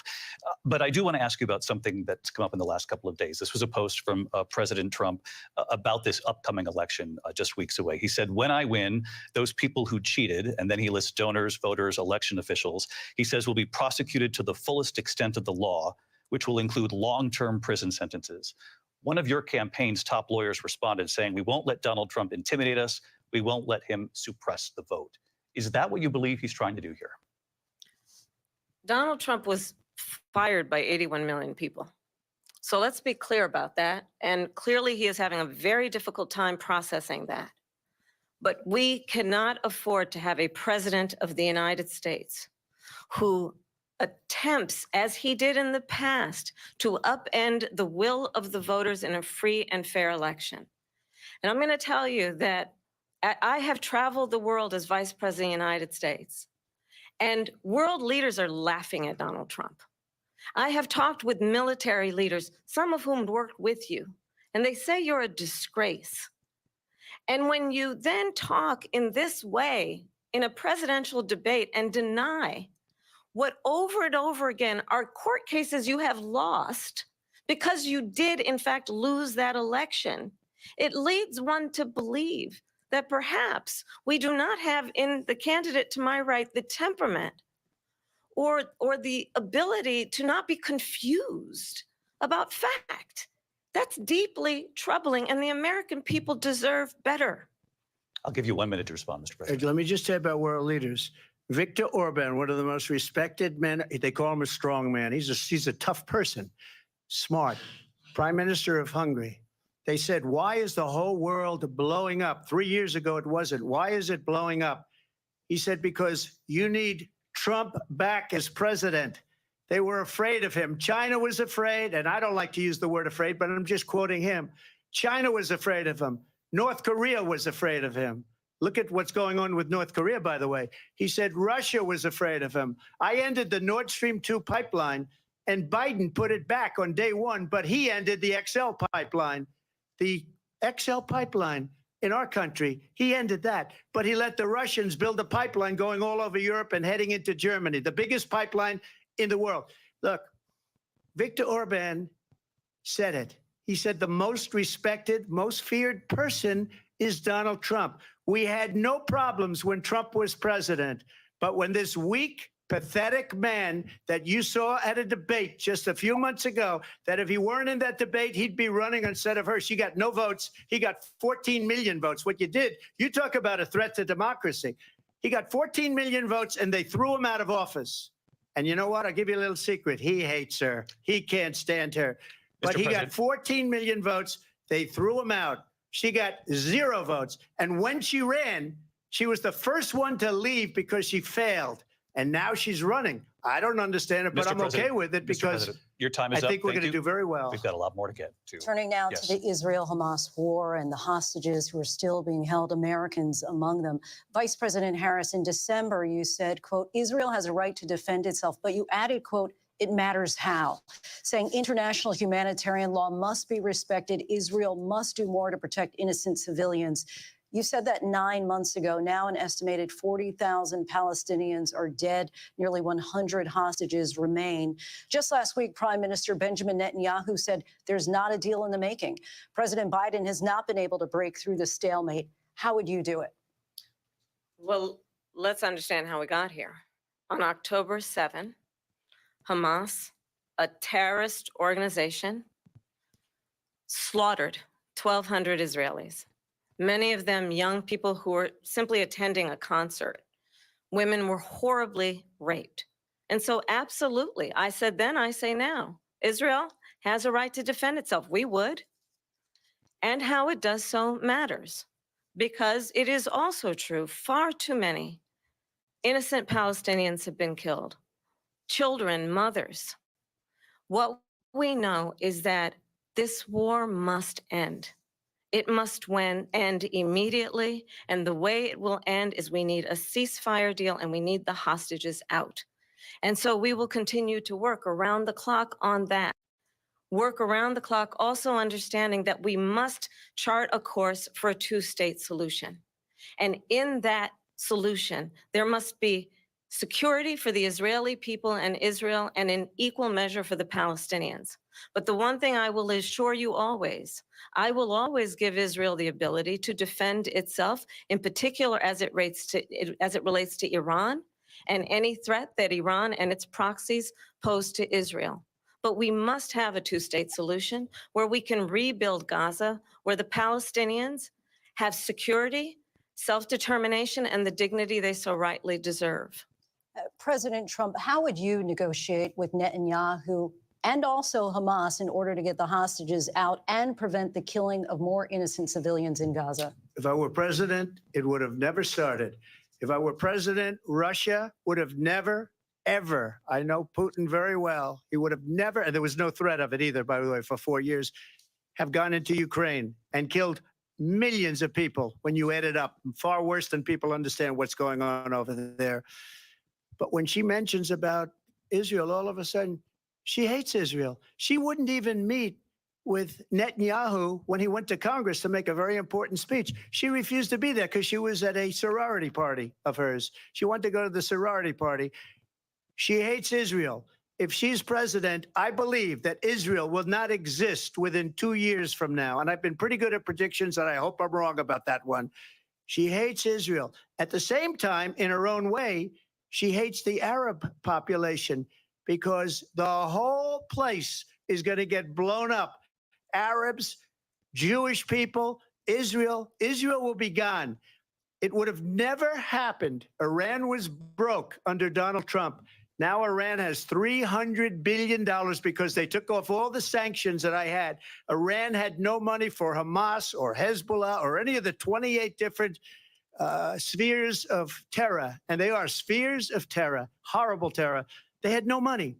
It was a big story, and you know it. You covered it very well, actually. They had no money for terror. They were broke. Now they're a rich nation. And now what they're doing is they're spreading that money around. Look at what's happening with the Houthis and Yemen. Look at what's going on in the Middle East. This would have never happened. I will get that settled and fast, and I'll get the war with Ukraine and Russia ended. If I'm president-elect, I'll get it done before even becoming president. Vice President Harris, he says you hate Israel. That's absolutely not true. I have my entire career and life supported Israel and the Israeli people. He knows that. He's trying to, again, divide and distract from the reality, which is it is very well known that Donald Trump is weak and wrong on national security and foreign policy. It is well known that he admires dictators, wants to be a dictator on day one, according to himself. It is well known that he said of Putin that he can do whatever the hell he wants and go into Ukraine. It is well known that he said when Russia went into Ukraine, it was brilliant. It is well known he exchanged love letters with Kim Jong-un. And it is absolutely well known that these dictators and autocrats are rooting for you to be president again because they're so clear. They can manipulate you with flattery and favors. And that is why so many military leaders who you have worked with have told me you are a disgrace. That is why we understand that we have to have a president who is not consistently weak and wrong on Vice national President security, Harris. including the importance of upholding and respecting in highest regard our military. Vice President Harris, thank you. They're the ones, and she's the one that caused it, that's weak on national security by allowing every nation last month for the year, 168 different countries sending people into our country. Their crime rates are way down. Putin endorsed her last week, said, I hope she wins. And I think he meant it because what he's gotten away with is absolutely incredible. It wouldn't have happened with me. The leaders of other countries think that they're weak and incompetent, and they are. They're grossly incompetent. And I just ask one question.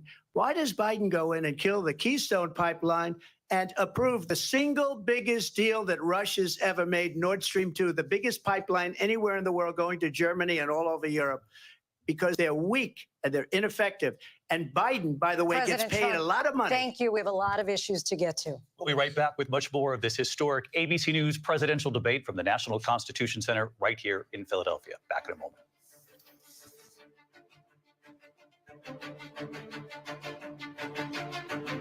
The ABC News presidential debate will continue after this.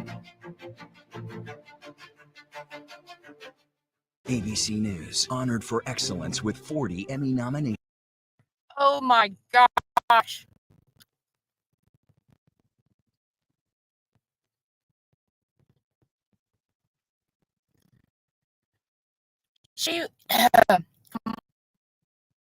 They're bad. All politicians. Why?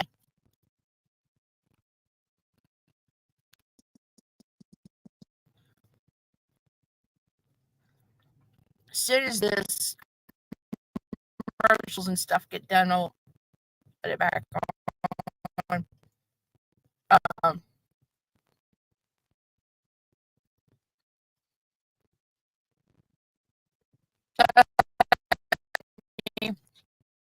Yeah, I texted her several times. I don't know. I don't know what happened.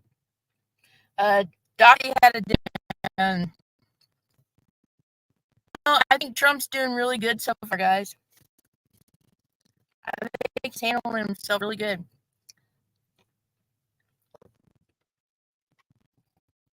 He could have really went out. Oh, great. Let me see if I can.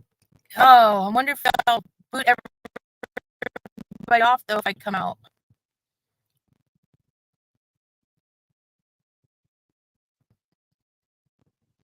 Body.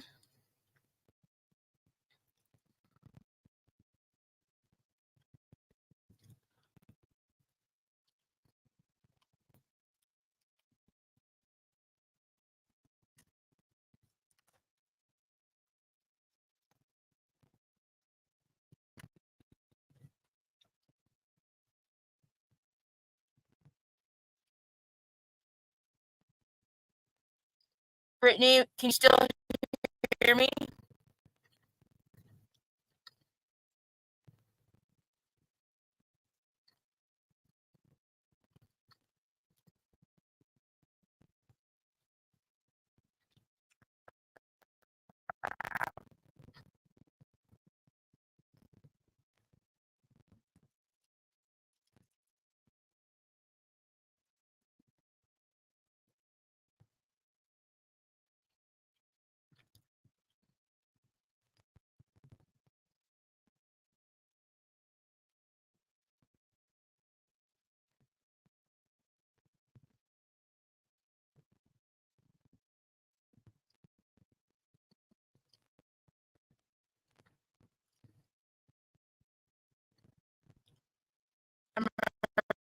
In.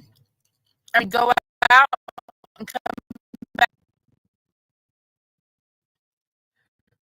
I won't. I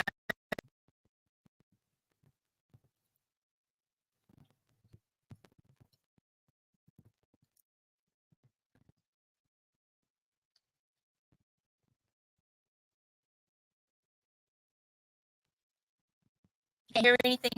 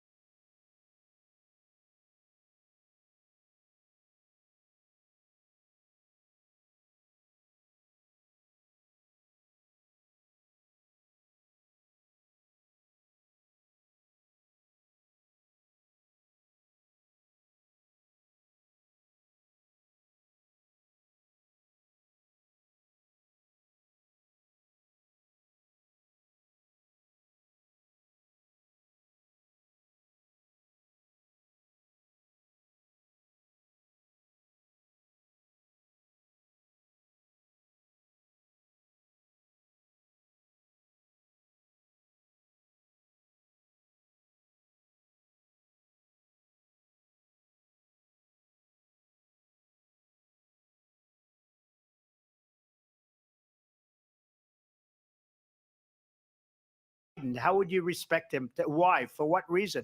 He hasn't even made a phone call in 2 years to Putin, hasn't spoken to anybody. They don't even try and get it. That is a war that's dying to be settled. I will get it settled before I even become president. If I win, when I'm president-elect, and what I'll do is I'll speak to one, I'll speak to the other, I'll get them together. That war would have never happened. And in fact, when I saw Putin after I left, unfortunately left because our country has gone to hell.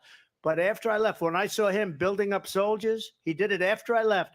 I said, oh, he must be negotiating. It must be a good, strong point of negotiation. Well, it wasn't, because Biden had no idea how to talk to him. He had no idea how to stop it. And now you have millions of people dead, and it's only getting worse, and it could lead to World War III. Don't kid yourself, David. We're playing with World War III, and we have a president that we don't even know if he's, where is a president? We don't even know if he's a president. And just to clarify they here, threw him out of a campaign like a dog. We don't even know. Is he our president? But we have a president, Mr. President, that doesn't know he's alive. your time is up. Just to clarify in the question, do you believe it's in the U.S. best interest for Ukraine to win this war, yes or no? I think it's the U.S. best interest to get this war finished and just get it done. All right. Negotiate a deal, because we have to stop all of these human lives from being destroyed. I want to take this to Vice President Harris. I want to get your thoughts on support for Ukraine in this moment, but also as Commander-in-Chief, if elected, how would you deal with Vladimir Putin, and would it be any different from what we're seeing from President Biden? Well, first of all, it's important to remind the former president, you're not running against Joe Biden, you're running against me. I believe the reason that Donald Trump says that this war would be over within 24 hours is because he would just give it up. And that's not who we are as Americans. Let's understand what happened here. I actually met with Zelensky a few days before Russia invaded, tried through force to change territorial boundaries, to defy one of the most important international rules and norms, which is the importance of sovereignty and territorial integrity. And I met with President Zelensky. I shared with him American intelligence about how he could defend himself. Days later, I went to NATO's eastern flank, to Poland and Romania. And through the work that I and others did, we brought 50 countries together to support Ukraine in its righteous defense. And because of our support, because of the air defense, the ammunition, the artillery, the javelins, the Abrams tanks that we have provided, Ukraine stands as an independent and free country. If Donald Trump were president, Putin would be sitting in Kyiv right now. And understand what that would mean, because Putin's agenda is not just about Ukraine. Understand why the European allies and our NATO allies are so thankful that you are no longer president, and that we understand the importance of the greatest military alliance the world has ever known, which is NATO, and what we have done to preserve the ability of Zelensky and the Ukrainians to fight for their independence. Otherwise, Putin would be sitting in Kyiv with his eyes on the rest of Europe, starting with Poland. And why don't you tell the 800,000 Polish Americans right here in Pennsylvania how quickly you would give up for the sake of favor and what you think is a friendship with what is known to be a dictator who would eat you for lunch. Vice President Harris, thank you. We've heard from both of you on Ukraine tonight. Afghanistan came up in the last hour. I wanted her to respond to something you said earlier, and please, I'll give you a minute here. Putin would be sitting in Moscow, and he wouldn't have lost 300,000 men and women, but he would have been sitting in Moscow. Quiet, please. He would have been sitting in Moscow, much happier than he is right now. But eventually, you know, he's got a thing that other people don't have. He's got nuclear weapons. They don't ever talk about that. He's got nuclear weapons. Nobody ever thinks about that. And eventually, maybe he'll use them, and maybe he hasn't been that threatening, but he does have that. Something we don't even like to talk about. Nobody likes to talk about it. But just so you understand, they sent her to negotiate peace before this war started. 3 days later, he went in and he started the war because everything they said was weak and stupid. They said the wrong things. That war should have never started. She was the emissary. They sent her in to negotiate with Zelensky and Putin, and she did. and the war started 3 days later. And that's the kind of talent we have with her. She's worse than Biden. In my opinion, I think he's the worst president in the history of our country. She goes down as the worst vice president in the history of our country. But let me tell you something. She is a horrible negotiator.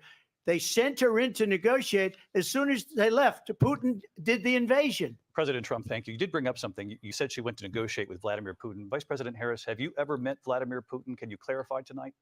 Yet again, I said it at the beginning of this debate, you're going to hear a bunch of lies coming from this fellow. And that is another one. When I went to meet with President Zelensky, I've now met with him over 5 times. The reality is it has been about standing as America always should, as a leader upholding international rules and norms, as a leader who shows strength, understanding that the alliances we have around the world are dependent on our ability to look out for our friends and not favor our enemies because you adore strongmen instead of caring about democracy. And that is very much what is at stake here. The President of the United States is commander-in-chief. And the American people have a right to rely on a president who understands the significance of America's role and responsibility in terms of ensuring that there is stability and ensuring we stand up for our principles and not sell them for the benefit of personal flattery. We've talked about Ukraine and Vladimir Putin. I do want to talk about Afghanistan. It came up in the first hour of this debate. I want to move on to Afghanistan. Stoltenberg said Trump did the most amazing thing I've ever seen. He got these countries, the 28 countries at the time, to pay up. He said, I've never seen. He's the head of NATO. He said, I've never seen. For years, we were paying almost all of NATO. We were being ripped off by European nations, both on trade and on NATO. I got them to pay up by saying one of the statements you made before, if you don't pay, we're not going to protect you. President Otherwise, Trump. we would have never gotten it. He said it was one of the most incredible jobs that he's ever seen done. Thank you. I want to turn to Afghanistan. It came up in the first hour of the debate, and we witnessed a poignant moment today on Capitol Hill, honoring the soldiers who died in the chaotic withdrawal from Afghanistan. I do want to ask the Vice President, do you believe you bear any responsibility in the way that withdrawal played out? Well, I will tell you, I agreed with President Biden's decision to pull out of Afghanistan. 4 presidents said they would, and Joe Biden did. And as a result, America's taxpayers are not paying the $300 million a day we were paying for that endless war. And as of today, there is not one member of the United States military who is in active duty in a combat zone in any war zone around the world, the first time this century.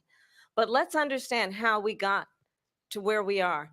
Donald Trump, when he was president, negotiated one of the weakest deals you can imagine. He calls himself a deal maker. Even his national security advisor said it was a weak, terrible deal. And here's how it went down. He bypassed the Afghan government. He negotiated directly with a terrorist organization called the Taliban. The negotiation involved the Taliban getting 5,000 Taliban terrorists released. And get this, and the president at the time invited the Taliban to Camp David, a place of storied significance for us as Americans, a place where we honor the importance of American diplomacy, where we invite and receive respected world leaders. And this former president, as president, invited them to Camp David because he does not again appreciate the role and responsibility of the President of the United States to be commander-in-chief with a level of respect. And this gets back to the point of how he has consistently disparaged and demeaned members of our military, fallen soldiers, and the work that we must do to uphold the strength and the respect of the United States of America around the world. Vice President Harris, thank you. President Trump, your response to her saying that you began the negotiations with the Taliban. So if you take a look at that period of time, the Taliban was killing our soldiers, a lot of them, with snipers. And I got involved with the Taliban because the Taliban was doing the killing. That's the fighting force within Afghanistan. They don't bother doing that because, you know, they deal with the wrong people all the time. but I got involved. And Abdul is the head of the Taliban. He is still the head of the Taliban. And I told Abdul, don't do it anymore. You do it anymore, you're going to have problems. And he said, why do you send me a picture of my house? I said, you're going to have to figure that out, Abdul. And for 18 months, we had nobody killed. We did have an agreement negotiated by Mike Pompeo. It was a very good agreement. The reason it was good, it was we were getting out. We would have been out faster than them, but we wouldn't have lost the soldiers. We wouldn't have left many Americans behind, and we wouldn't have left $85 billion worth of brand new, beautiful military equipment behind. And just to finish, they blew it. The agreement said you have to do this, this, this, this, this, and they didn't do it. They didn't do it. The agreement was terminated by us because they didn't do what they were supposed to do. I want to move and on. These people did the worst withdrawal and, in my opinion, the most embarrassing moment in the history of our country. And by the way, that's why Russia attacked Ukraine, because they saw how incompetent she and her boss are. President Trump, thank you. I want to move on now to race and politics in this country. Mr. President, you recently said of Vice President Harris, quote, I didn't know she was black until a number of years ago when she happened to turn black, and now she wants to be known as black. I want to ask a bigger picture question here tonight. Why do you believe it's appropriate to weigh in on the racial identity of your opponent? I don't, and I don't care. I don't care what she is. I don't care. You make a big deal out of something. I couldn't care less. Whatever she wants to be is okay with me.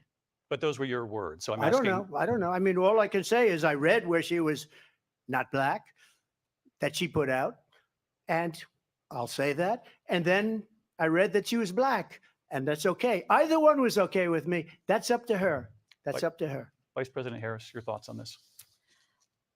I think it's, I mean, honestly, I think it's a tragedy that we have someone who wants to be president who has consistently, over the course of his career, attempted to use race to divide the American people.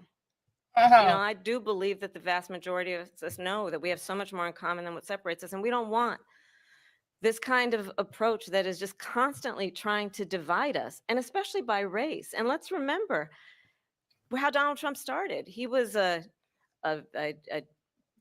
land, he owned buildings, and he was investigated because he refused to rent property to black families. Let's remember, this is the same individual who took out a full-page ad in the New York Times calling for the execution of 5 young Black and Latino boys who were innocent, the Central Park 5. Took out a full-page ad calling for their execution. This is the same individual who spread birther lies about the first Black president of the United States. And I think the American people want better than that. Yeah, okay. Want better than this. Want someone who understands, as I do, I travel our country. We see in each other a friend. We see in each other a neighbor. We don't want a leader who is constantly trying to have Americans point their fingers at each other. I meet with people all the time who tell me, can we please just have discourse about how we're going to invest in the aspirations and the ambitions and the dreams of the American people? Knowing that regardless of people's color or the language their grandmother speaks, we all have the same dreams and aspirations and want a president who invests in those, not in hate and division. Vice President Harris, thank you. Lindsay? President Trump, this is now your 3rd time.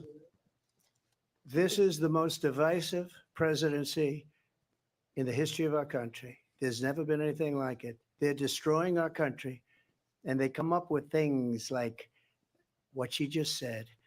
Going back many, many years, when a lot of people, including Mayor Bloomberg, agreed with me on the Central Park 5, they admitted, they said, they pled guilty.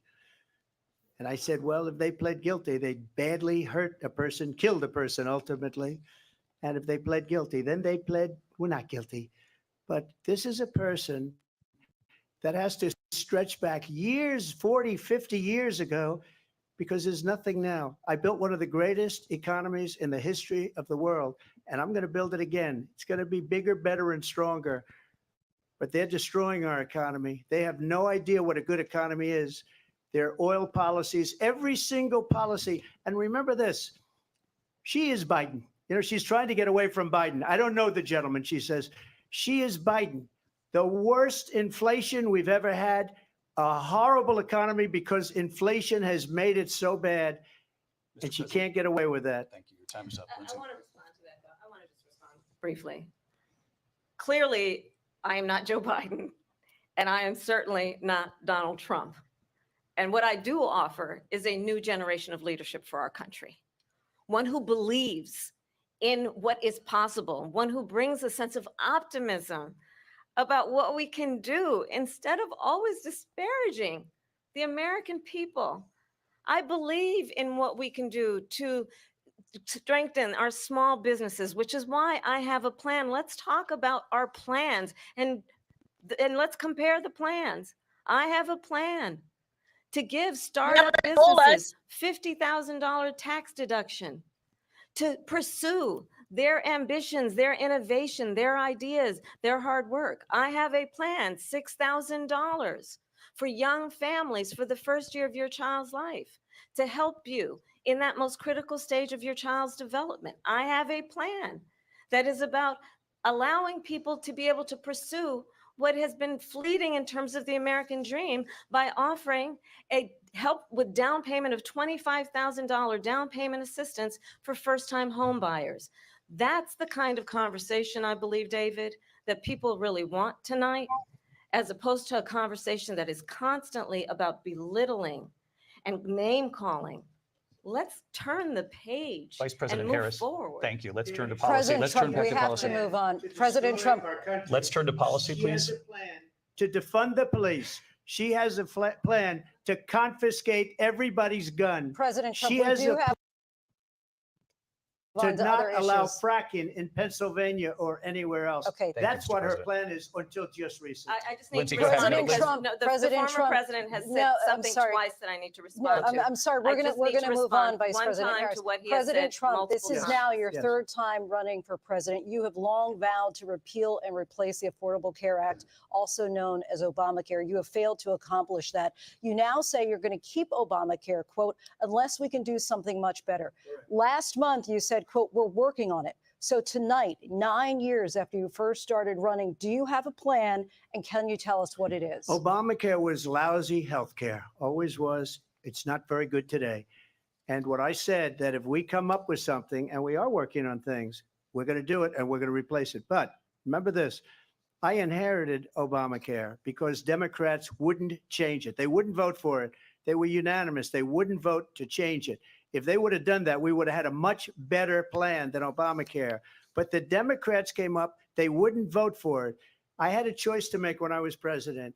Do I save it and make it as good as it can be, never going to be great, or do I let it rot? And I felt I had an obligation, even though politically it would have been good to just let it rot and let it go away. I decided, and I told my people, the top people, and they're very good people. I have a lot of good people in that administration. We read about the bad ones. We had some real bad ones too, and so do they. They have really bad ones. The difference is they don't get rid of them. But let me just explain. I had a choice to make. Do I save it and make it as good as it can be, or do I let it rot? And I saved it. I did the right thing. But it's still never going to be great, and it's too expensive for people. And what we will do is we're looking at different plans. If we can come up with a plan that's going to cost our people, our population, less money and be better health care than Obamacare, then I would absolutely do it. But until then, I'd run it as good as it can be run. So just a yes or no, you still do not have a plan. I have concepts of a plan. I'm not president right now. But if we come up with something, I would only change it if we come up with something that's better and less expensive. And there are concepts and options we have to do that. And you'll be hearing about it in the not too distant future. Vice President Harris, in 2017, you supported Bernie Sanders' proposal to do away with private insurance and create a government-run healthcare system. 2 years later, you proposed a plan that included a private insurance option. What is your plan today? Well, first of all, I absolutely support, and over the last 4 years as vice president, private healthcare options. But What we need to do is maintain and grow the Affordable Care Act. But I'll get to that, Lindsay. I just need to respond to a previous point that the former president has made. I've made very clear my position on fracking. And then this business about taking everyone's guns away. Tim Walz and I are both gun owners. We're not taking anybody's guns away. So stop with the continuous lying about this stuff. As it relates to the Affordable Care Act, understand, just look at the history to know where people stand. When Donald Trump was president, 60 times he tried to get rid of the Affordable Care Act. 60 times. I was a senator at the time when I will never forget the early morning hours when it was up for a vote in the United States Senate. And the late, great John McCain, who you have disparaged as being, you don't like him, you said at the time, because he got caught. He was an American hero. The late, great John McCain, I will never forget that night, walked onto the Senate floor and said, no, you don't. No, you don't. No, you don't get rid of the Affordable Care Act. You have no plan. And what the Affordable Care Act has done is eliminate the ability of insurance companies to deny people with pre-existing conditions. I don't have to tell the people watching tonight, you remember what that was like? Remember when an insurance company could deny if a child had asthma, if someone was a breast cancer survivor, if a grandparent had diabetes?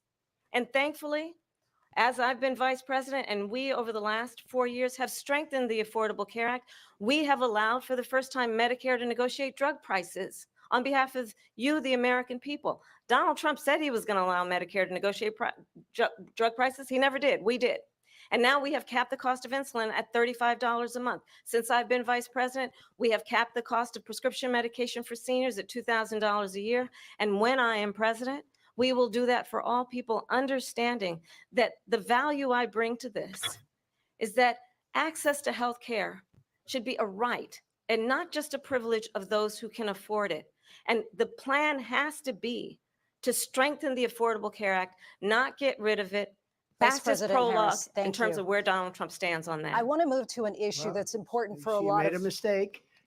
Number one, John McCain fought Obamacare for 10 years. But it wasn't only him. It were all of the Democrats that kept it going. And you know what? We can do much better than Obamacare, much less money. But she won't improve private insurance for people, private medical insurance.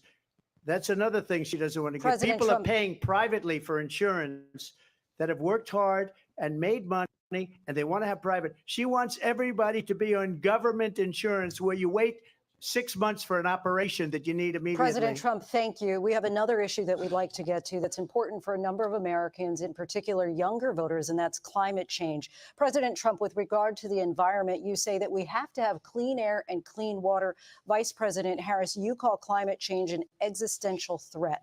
The question to you both tonight is, what would you do to fight climate change? And Vice President Harris, we'll start with you. 1 minute for you each.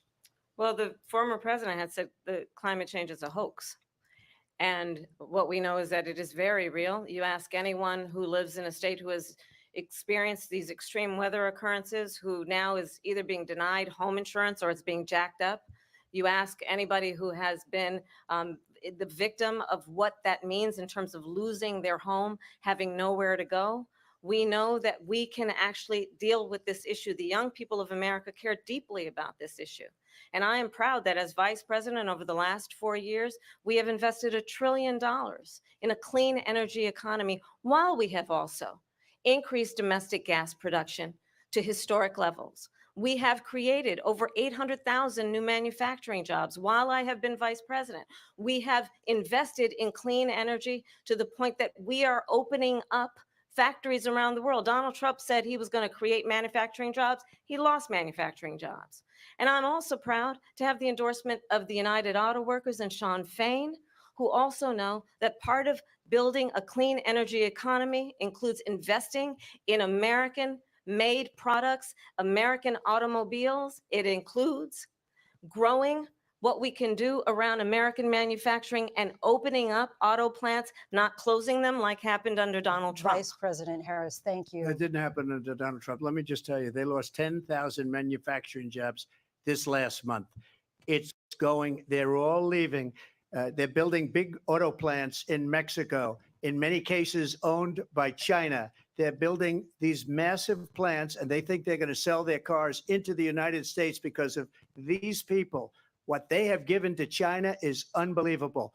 But we're not going to let that. We'll put tariffs on those cars so they can't come into our country, because they will kill the United Auto Workers and any auto worker, whether it's in Detroit or South Carolina or any other place. What they've done to business and manufacturing in this country is horrible. We have nothing because they refuse. You know, Biden doesn't go after people because supposedly China paid him millions of dollars. He's afraid to do it. Between him and his son, they get all this money from Ukraine. They get all this money from all of these different countries. And then you wonder, why is he so loyal to this one, that one, Ukraine, China? Why is he? Why did he get $3.5 million from the mayor of Moscow's wife? Why did she pay him $3.5 million?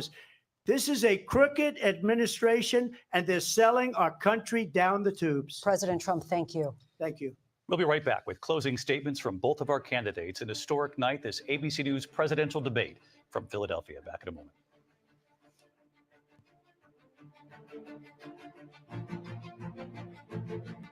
The ABC News presidential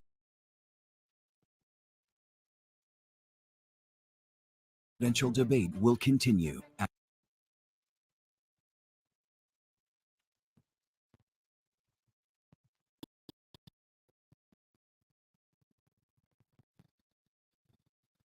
I think Trump's doing excellent. What do you guys think?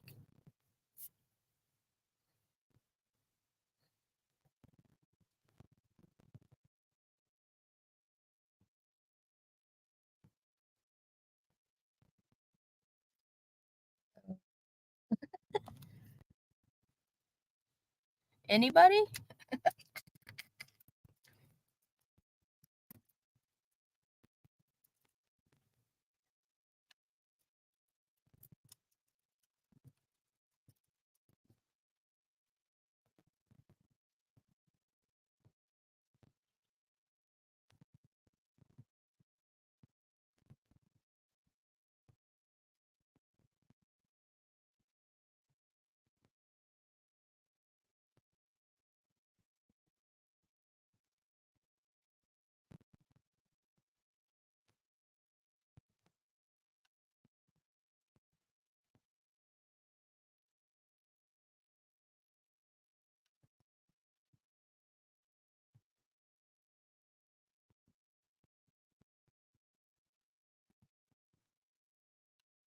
Must be on pause. Okay. Yeah, I think he's doing really, really, really, really good. He could have really went after her hard. But he's, yeah. Oh yeah, they'll twist it all around. They'll say that he lied and that they fact checked him and everything he said was a lie. But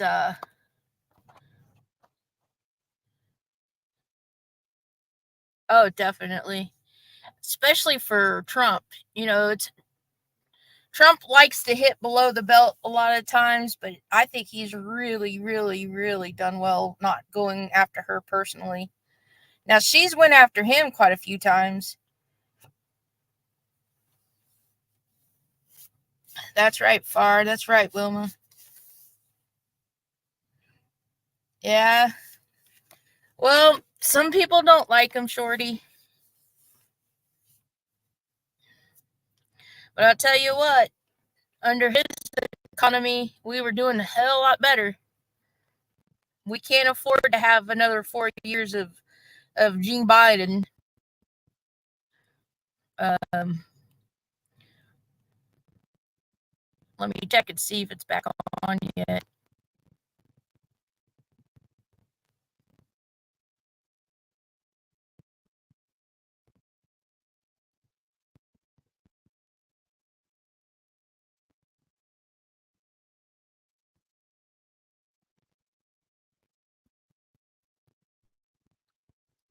On just in case.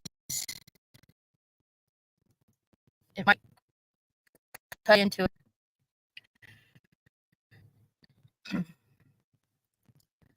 Yeah, I agree, Wilma. He set so many records as president. I mean, oil reserve in our resort, most oil and had.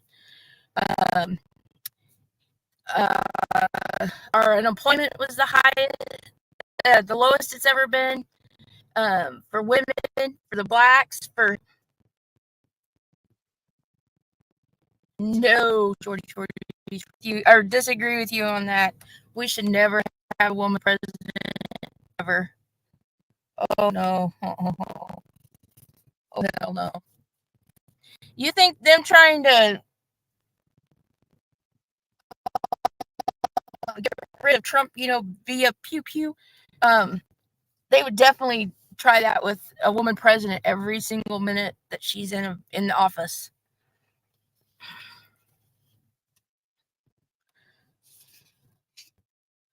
Live from the National Constitution Center in Philadelphia, Pennsylvania.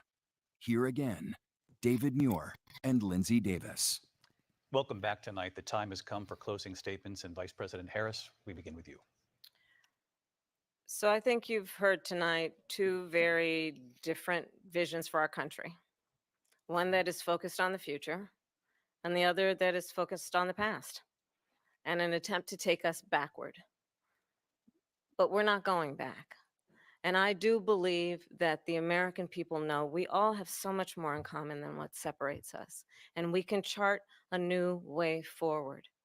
And a vision of that includes having a plan, understanding the aspirations, the dreams, the hopes, the ambition of the American people, which is why I intend to create an opportunity economy, investing in small businesses, in new families, in what we can do around protecting seniors, what we can do that is about giving hardworking folks a break and bringing down the cost of living. I believe in what we can do together that is about sustaining America's standing in the world and ensuring that we have the respect that we so rightly deserve, including respecting our military and ensuring we have the most lethal fighting force in the world. I will be a president that will protect our fundamental rights and freedoms, including the right of a woman to make decisions about her own body and not have her government tell her what to do. I'll tell you, I started my career as a prosecutor. I was a DA, I was an attorney general, a United States senator, and now vice president. I've only had one client, the people. And I'll tell you, as a prosecutor, I never asked a victim or a witness, are you a Republican or a Democrat? The only thing I ever asked them, are you okay? And that's the kind of president we need right now. Someone who cares about you and is not putting themselves first. I intend to be a president for all Americans and focus on what we can do over the next 10 and 20 years to build back up our country by investing right now in you, the American people. Vice President Harris, thank you. President Trump? So she just started by saying she's going to do this, she's going to do that, she's going to do all these wonderful things. Why hasn't she done it? She's been there for 3.5 years. They've had 3.5 years to fix the border. They've had 3.5 years to create jobs and all the things we talked about. Why hasn't she done it? She should leave right now, go down to that beautiful White House, go to the Capitol, get everyone together and do the things you want to do, but you haven't done it and you won't do it because you believe in things that the American people don't believe in. You believe in things like we're not going to frack, we're not going to take fossil fuel, we're not going to do things that are going to make this country strong, whether you like it or not. Germany tried that, and within 1 year, they were back to building normal energy plants. We're not ready for it. We can't sacrifice our country for the sake of bad vision. But I just ask one simple question. Why didn't she do it? We're a failing nation. We're a nation that's in serious decline. We're being laughed at all over the world. All over the world, they're laughed. I know the leaders very well. They're coming to see me. They call me. We're laughed at all over the world. They don't understand what happened to us as a nation. We're not a leader. We don't have any idea what's going on. We have wars going on in the Middle East. We have wars going on with Russia and Ukraine. We're going to end up in a third world war, and it'll be a war like no other because of nuclear weapons, the power of weaponry. I rebuilt our entire military. She gave a lot of it away to the Taliban. She gave it to Afghanistan. What these people have done to our country, and maybe toughest of all, is allowing millions of people to come into our country. Many of them are criminals, and they're destroying our country. The worst president, the worst vice president in the history of our country. President Trump, thank you. And that is our ABC News presidential debate from here in Philadelphia at the National Constitution Center. I'm Lindsay Davis. And I'm David Muir. Thank you for watching here in the U.S. and all over the world, and from all of us here at ABC News. Good night.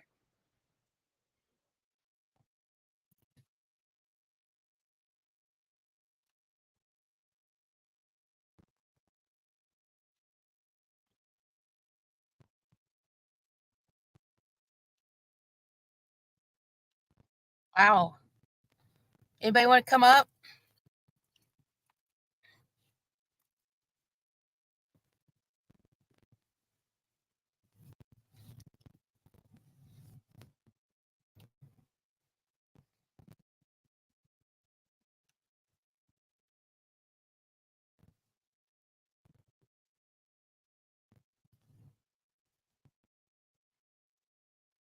Yes. Trump. 24. Exactly, FARQ.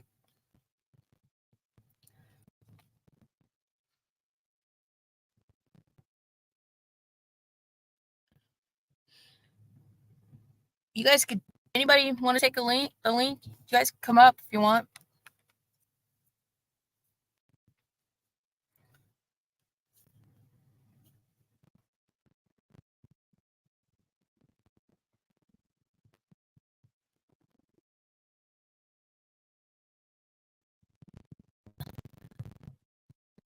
Whoopsie.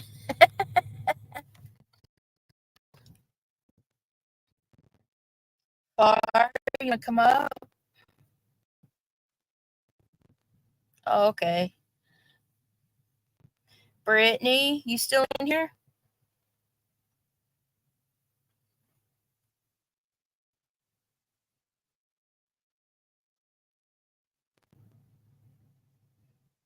Wilma? I didn't figure Wilma would.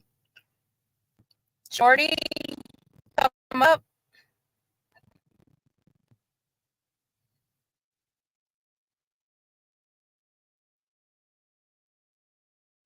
I'm surprised Shorty isn't going to come up. Yeah, I think everybody was live streaming. I think that's why it kept cutting out there for a while. Unless I'm still cutting out. Okay, Shorty. I figured you'd be up.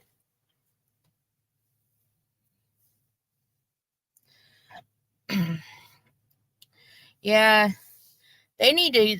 What they really need to start working on is these school shootings. They need to start doing something about that.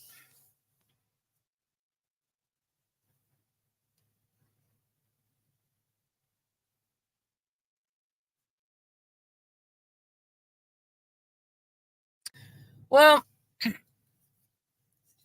probably the biggest difference when Trump was in versus Biden is Trump was a very hands-on president. He was always out center. He never took vacations. Well, I wouldn't say never. Very, very rare did he take vacations.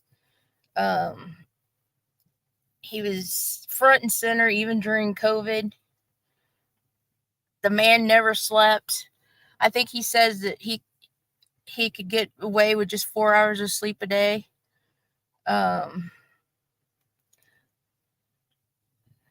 Oh, yikes, Brittany.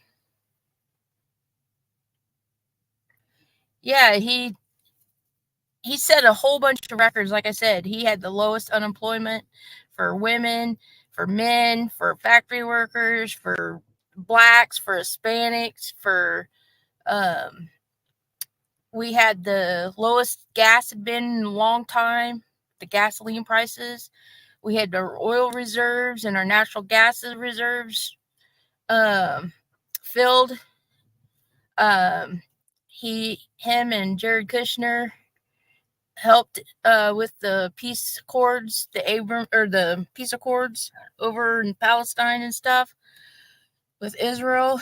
He had Saudi Arabia working with Egypt, Saudi Arabia working with Palestine, Saudi Arabia working with Israel. We had no wars. He was getting to where we were going to get out of Afghanistan, but it didn't happen in a time quick enough. Well,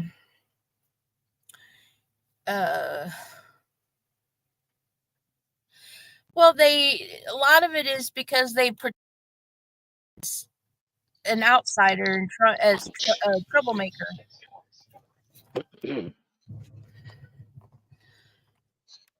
What's up, young lady? Where have you been hiding? Over here. Well, I didn't know you had a channel until just last week. I had asked off and on, well, in between the migraines, and finally I just found out last week you had a channel, and I was like, oh my gosh. So what happened? Yeah. Well. Are you okay? Oh yeah, I'm fine. Just a little bit of a, I guess you would say, creators disagreement. Oh, okay. And then I had asked about Doxy and everybody, and I was like, uh-oh, did something happen? Then I tried to email you, and every time I email you, it said it's not found, and I'm like, are you serious right now? And then I tried your phone number, and I guess the Japan number I had, it had too many numbers, and I'm like, you know what?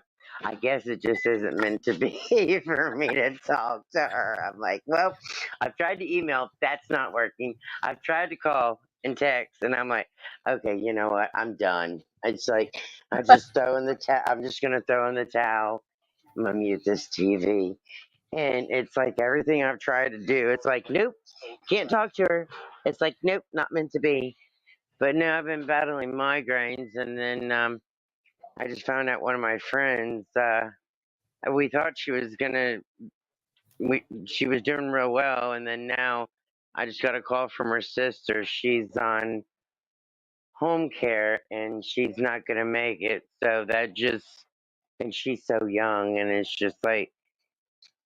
like the world's blowing up. People are sick, and it's like, oh, nope. So it's like, That's too damn. bad. Yeah. Yeah, I know, and it seems like it. And then everybody's fighting on the YouTube streets, and it's like, oh my God, man! It's like if it ain't one people fighting, disagreements, emails not going through, phone numbers not going through, migraines. It's like, okay, what the hell? It's like, okay. Oh yeah. Yep. Mercury's retrograding in the shadow period until tomorrow.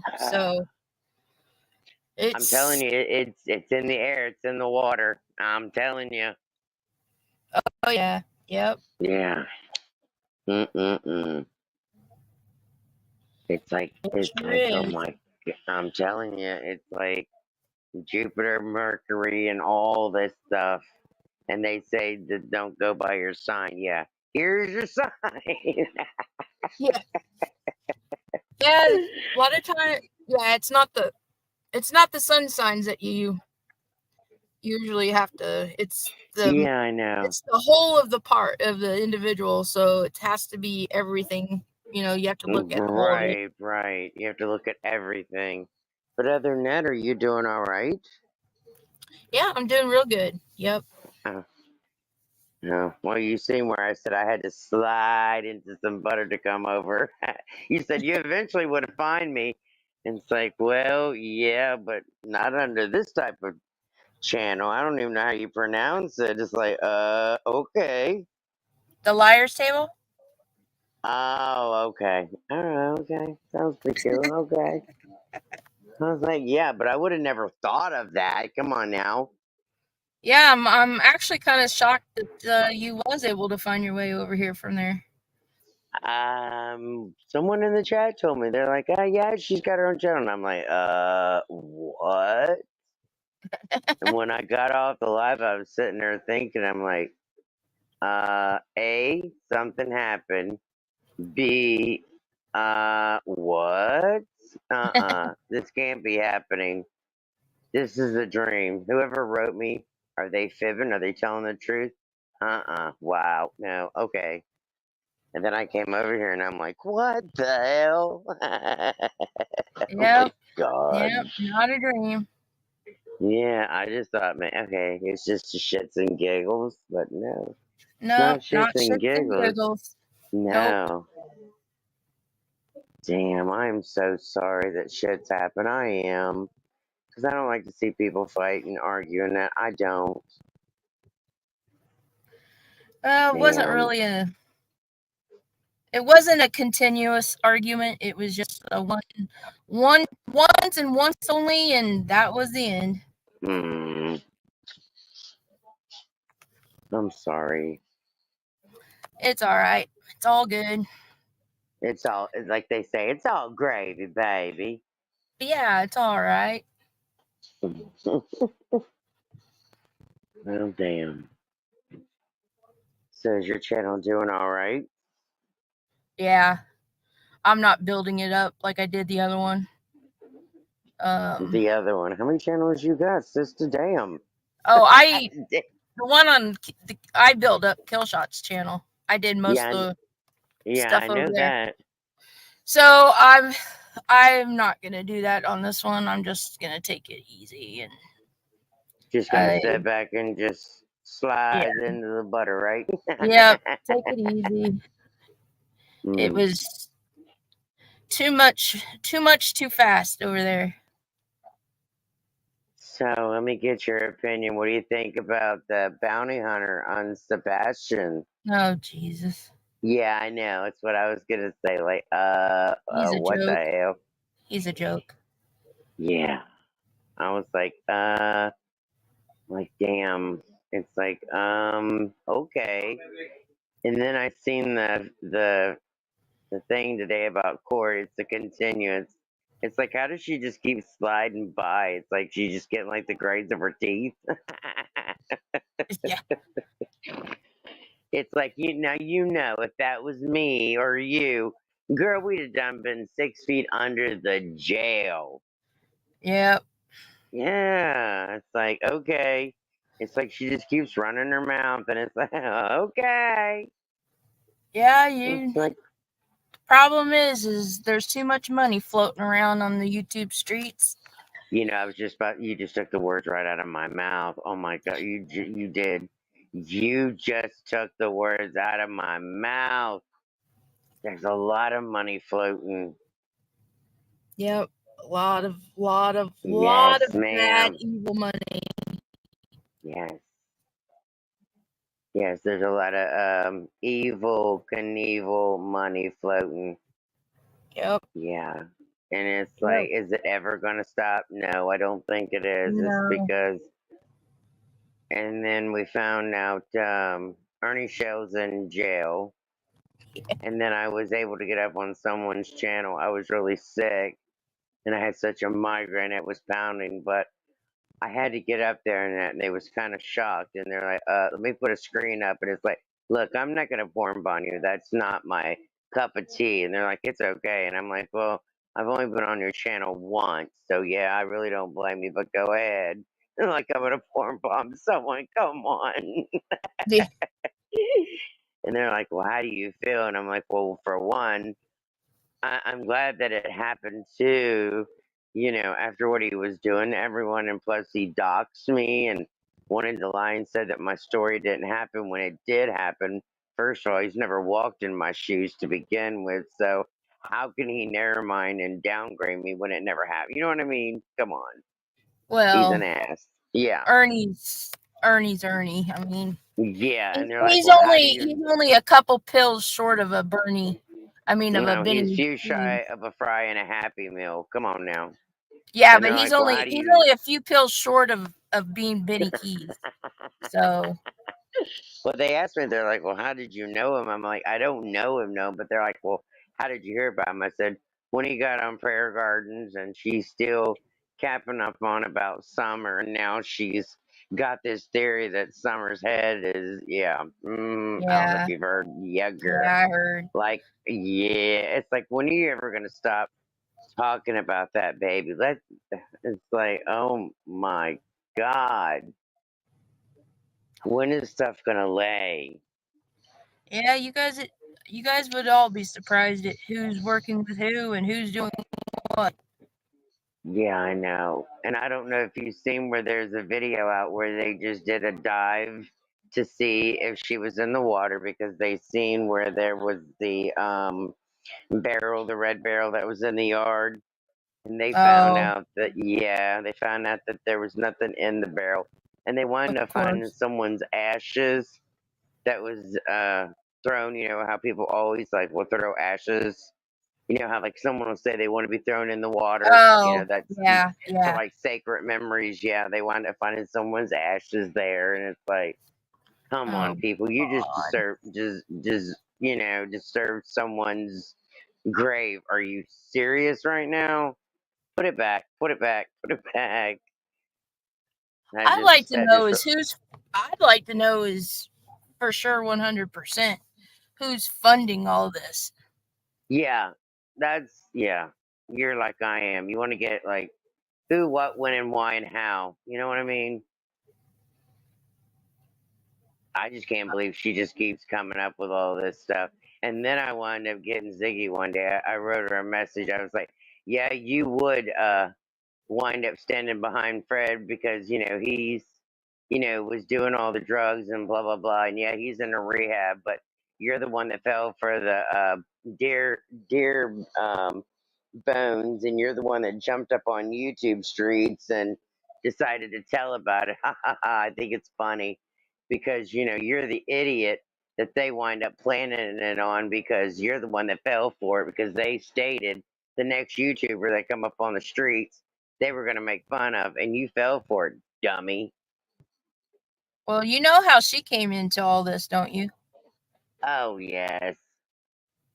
They gave her a fake CPS report and told her to run with it, and she ran with it. Right. Right. And then that's why they wind up tricking her with the deer bones. Mm-hmm. And then she tried to get up on her channel there and say, well, this person knows that it's done been cleared up, that even the FBI and the TBI even cleared it up. I said, yeah, they were deer bones, you dumbass. I thought it was funny. Yep, she's not the brightest. She's not the brightest of the bunch. No, she's not the brightest one in the bowl, that's for sure. Matter of she's fact, about none of 3 them are. shies None of a of Happy them. Meal too. None of them are. No.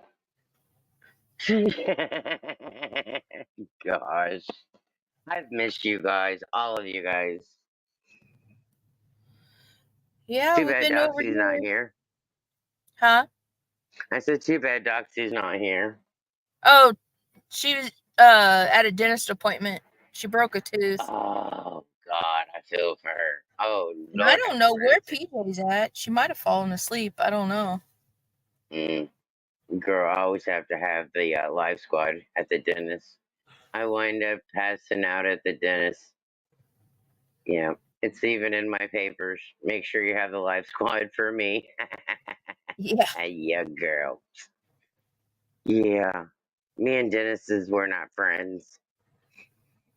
Yeah. But I've missed everyone because I've been battling ever since I went through this episode with my arm.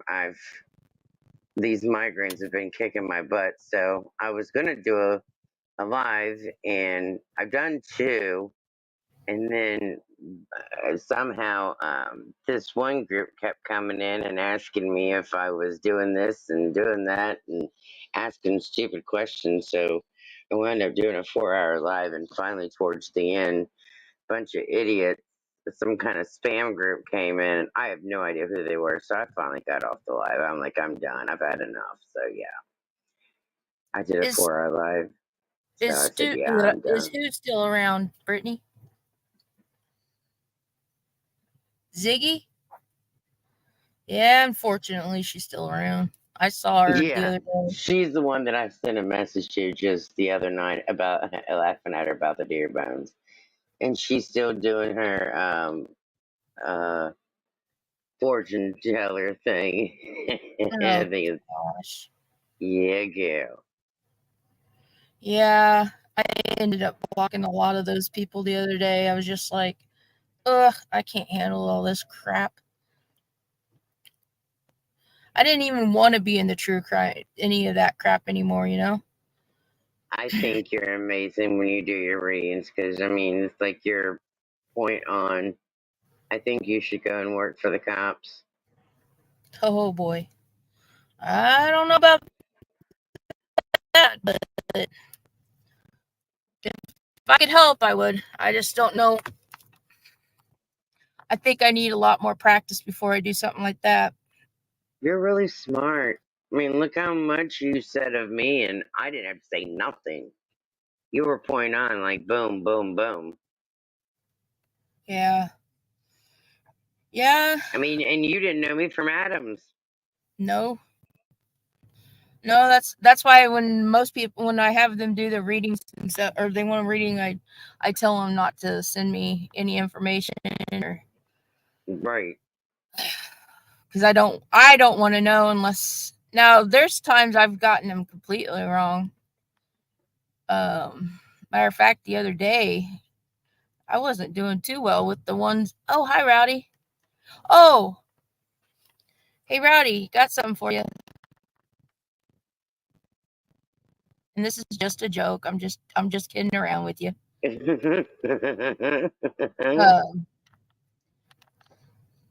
Shorty won't understand what this is about, but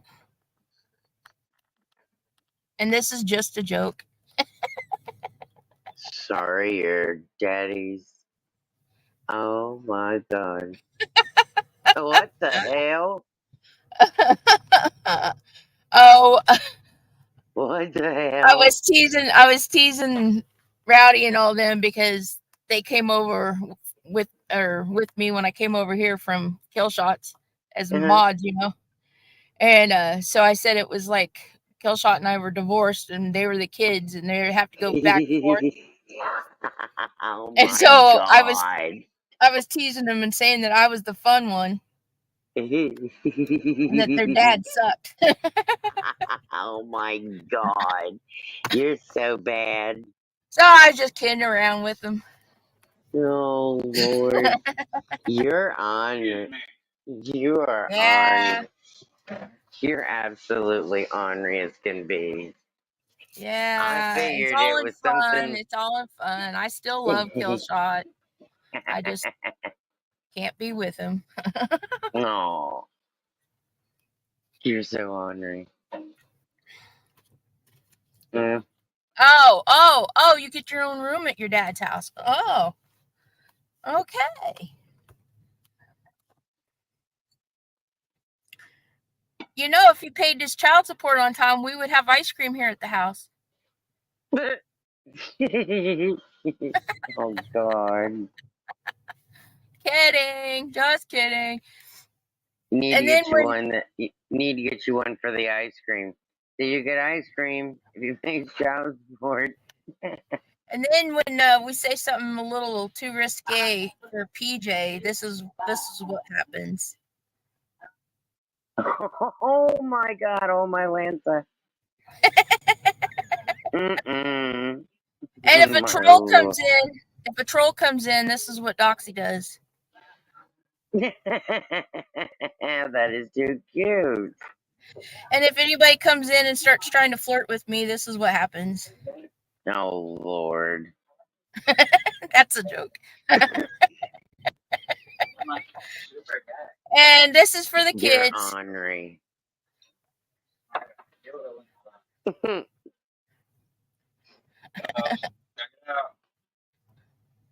Out of milk. You're ornery as can be, I'll tell you that. No. Oh, good That's for gracious. PJ the favorite. Yeah, PJ's the. Did you guys see her comment over there on her channel? No, She paid me on $15 a bucket of Oreo ice cream and 20 pounds of Japanese Amish butter to say that she was my favorite. oh goodness. Mm-mm-mm. But other than that, is everyone doing well though? Yeah. Yep. That's a good thing though. Even though considering I haven't seen anyone in a while. Because like Killshot said, he's like, well, it's good to see you when you do come around. It's like, well, yeah, I know. But these migraines, they really kick my ass. And I just had 39 shots on Friday. So, and then my test results came back that the brain was showing that it was cloudy and that it was inflamed. And I'm like, wait, hold up, pump the brakes. And she's like, oh, it's okay, everything's all right. And I'm like, are you sure? And she's like, oh, yes, yes, yes. Oh, and let me tell you something. You want to hear about some karma? Karma, karma, karma. Okay, you remember that, remember I told you about my sister and her boyfriend and that breaking up, right? And then I wind Yeah. up leaving, right? And I had to find somewhere else to live. And then I almost wound up becoming homeless, right? Well, anyway, Right. long story short, she wound up writing me a message and she's like, he done it again. And okay, here I am on this side of the world, and I'm like, trying not to laugh, but you know me. I'm like, huh, are you serious right now? You wanted to get in a fight and blah, blah, blah, and you wanted to throw me out. You wanted to call me everything except a white girl. And then you wanted to stand and call the kettle black, saying that if our mama was alive, mama would slap me in the face because that you wanted to pick him over me and you wanted to pick Peter Cottontail, you know what I'm trying to get to, over me instead of like keeping that I found you and blah blah blah.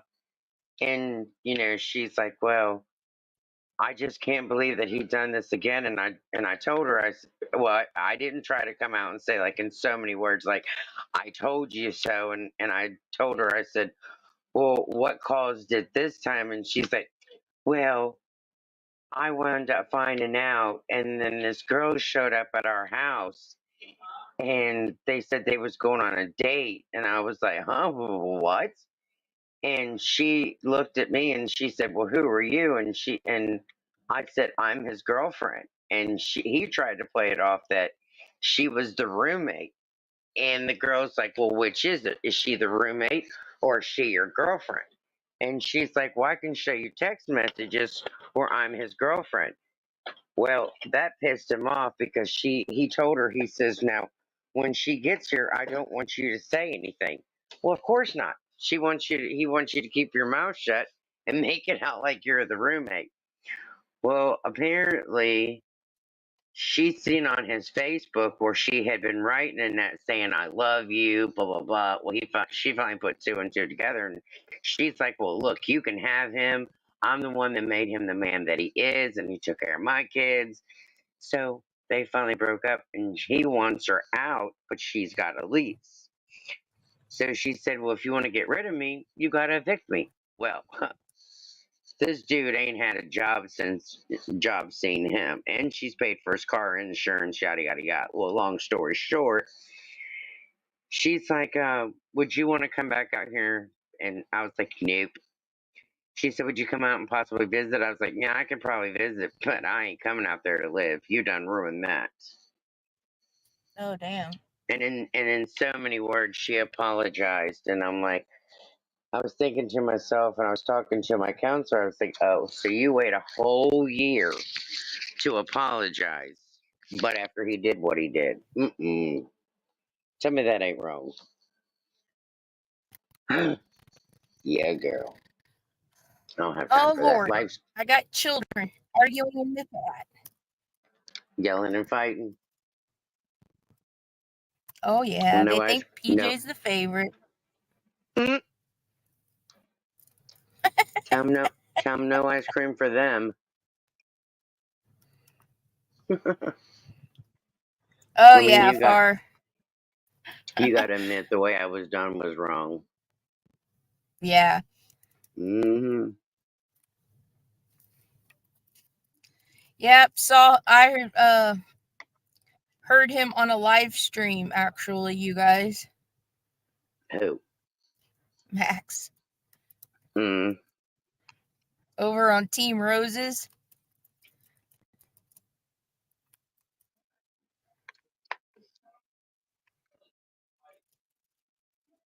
Hmm.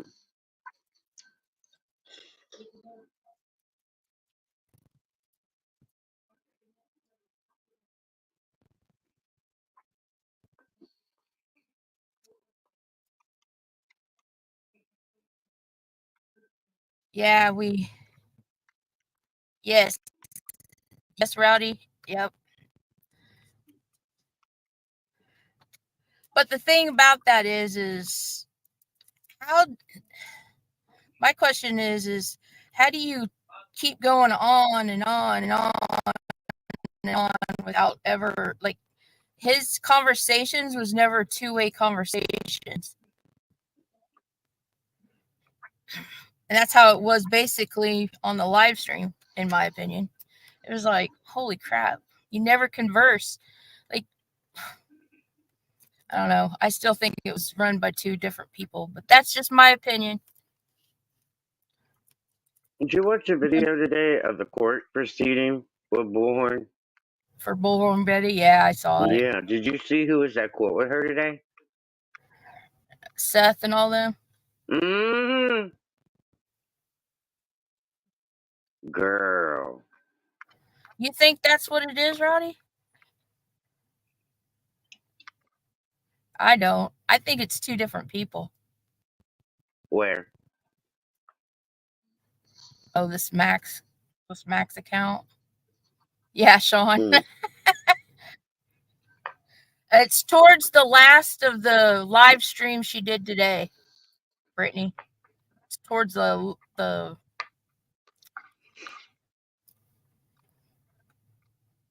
and you don't see him, you just hear him.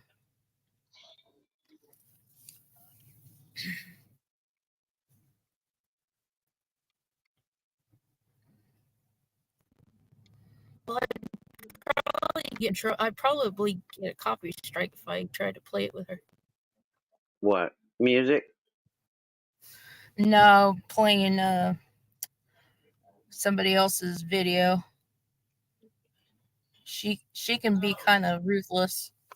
Mm.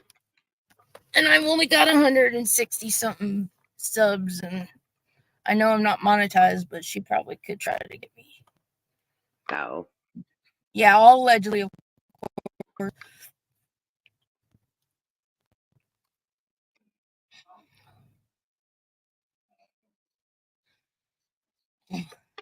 Yeah, well, are you if going you to go and try to read go any of those, monetized on this one? no, no. Like I said, I'm wiped out from the almost 2 straight years I did over there. Well, you're sounding staticky. What's going on? Oh, sometimes I cut out on here for some reason. Can you still hear me? Mm-hmm. Yes, ma'am. I got my headbuds in. That's why I can hear you pretty good. Yeah, dog kept calling him Sean. I'm surprised dog didn't go after the Kentucky guy in the forest. The Joseph Couch. I can't get over Terry Lynn out there driving around and that thinking she's going to find him. I think he's already dead. Do you think he is? Yeah, I did a chart earlier tonight. Pretty sure he's already gone. Because see, the way that they're saying it is it's over a custody thing, and I'm just wondering that if somebody's hiding him because of a custody situation, and I'm just wondering if someone, you know, and then I got to thinking that he was doing that online talking thing, And then I'm just wondering if he got, see, my two things is one is that it was a custody thing. And then the second thing is that he was on doing that online thing. And I'm just wondering if they've ever gone back to look to see if he was talking to somebody, but which I know that they're not going to give a whole lot of information. They're going to keep everything discreet in that. But I'm just wondering if he was talking to somebody and someone told him to come outside and stuff, because there was I'd have to get the link, but it ain't gonna do me no good to try to send it to you, because every time I send something to you, it says nope, not found. But that was the link that I was trying to send to you. They've done a video. This one gentleman done this video, and instead of it showing that it's a trash can, it shows that there's a car. It shows that there's a car that's over behind their house, and it's not too far from their house. And if you notice that studies have shown that when kids are kidnapped or whatever else, that it's within a half a mile of their house. You know that. Well, you know that. So. Oh, you're talking about Sebastian? Yes. And what I was thinking is that this video shows, instead of it being a trash can, it shows that it's a house. Those lights that they're talking about, someone went through and it breaks it down, and it shows that there's a house over on the next street from their house. And that was the video I was trying to send to you. So you could actually go through and watch it, and you'd be like, whoa. I don't, in my personal opinion, according to the chart that I did, Yeah. I do not think Sebastian walked out of that house. Oh. Oh no. And I'm not even sure that he even got to his house after they came back from that restaurant. So you believe that there's he something came really back from? fishy. I don't know you that believe he even that he came back. Oh.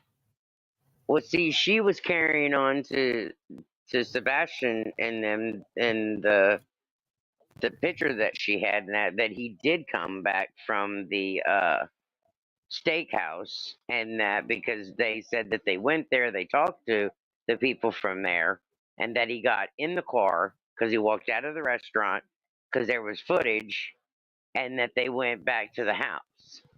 But then someone else was saying, yeah, well, but what is if there actual footage of her coming back into that neighborhood with him in the car? Well, see, now that I don't know. See, they're keeping all that tight sealed. You know what I mean? Yeah, they're keeping that like hush, hush, hush. Yeah.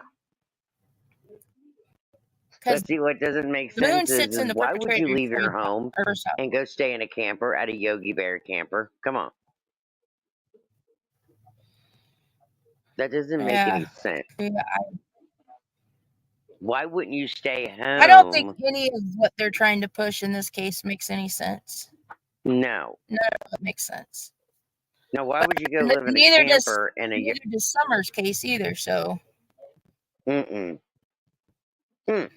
see, that's another thing. They left out of their home, too. See, Sebastian left out of their home, and Summer's case left out of their home. Neither one of those cases that the children have left, they both are not staying in their homes. Well, I think it's a little bit fishy how these two cases are so similar in the fact that TBI... I don't know. There's And just then something Sebastian really scary going on. Seth was screaming that he wanted to be cleared. No one's going to be cleared until the boy comes up. You know, and that's what I couldn't understand. Like, why is he screaming to be cleared when no one's going to be cleared till this little boy, you know, till Sebastian comes up? He feels that since he was many miles away and he wasn't around, that he should be cleared, that he should be privileged to be cleared. Like, dude, come on. Like, you should be exempt? Like, no. If I write it down here, you can write it down. Okay. Go ahead, Fark, you. I might wait and do that on Friday nights live, Jim. As long as the YouTubers are into these cases, especially, you know, the Bullhorn Bettys, the JLRs, the Cher, the Britneys, the Chasing Truth, J is for Justice, any of Right. them are in these cases, I really, honest to God, think that you're never going to find any truth. No. That's why it's crazy though that they think that he should get a pass to be exempt. Well, I thought the whole story was that he was on videotape the whole time while he was at work. Mm-hmm. So then why isn't he cleared? Right, yeah. But then there was a period of time that they said that he went out in his car for lunch or something like that. Hmm. I don't know. There's been so much he said, she said, they said, cow jumped over a moon. Yeah, that's why I said as long as the YouTuber's involved in it, we're never going to know the truth.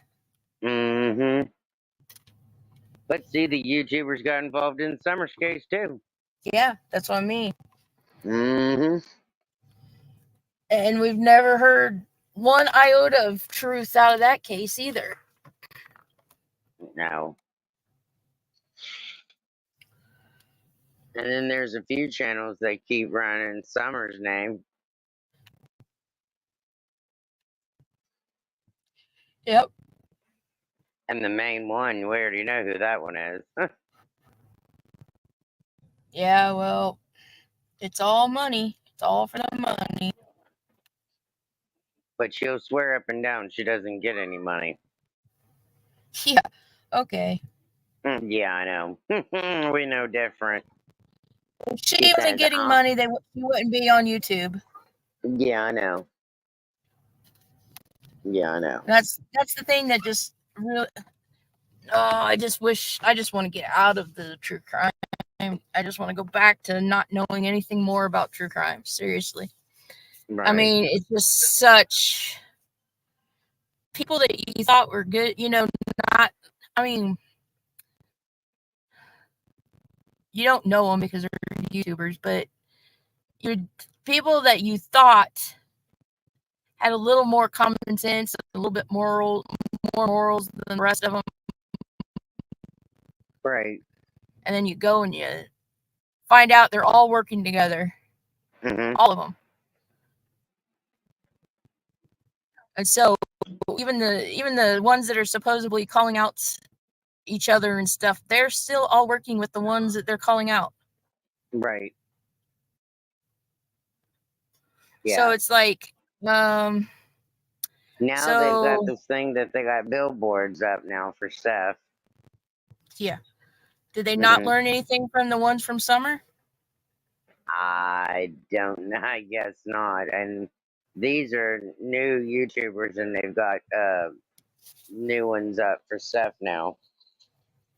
They wasn't here for the Summer Wells.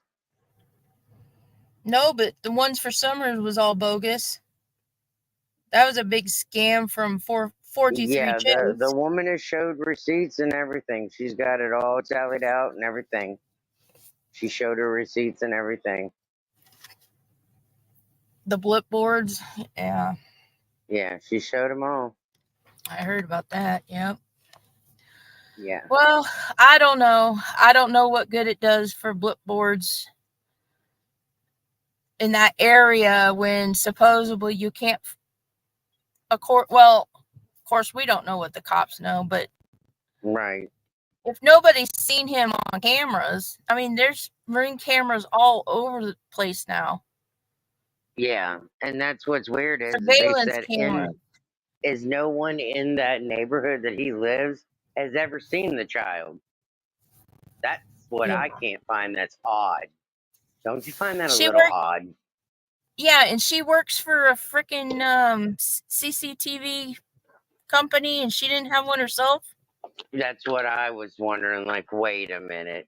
Like, all these people has never seen this child, and you work for that place, and you live in that expensive house, and you don't have one in your home.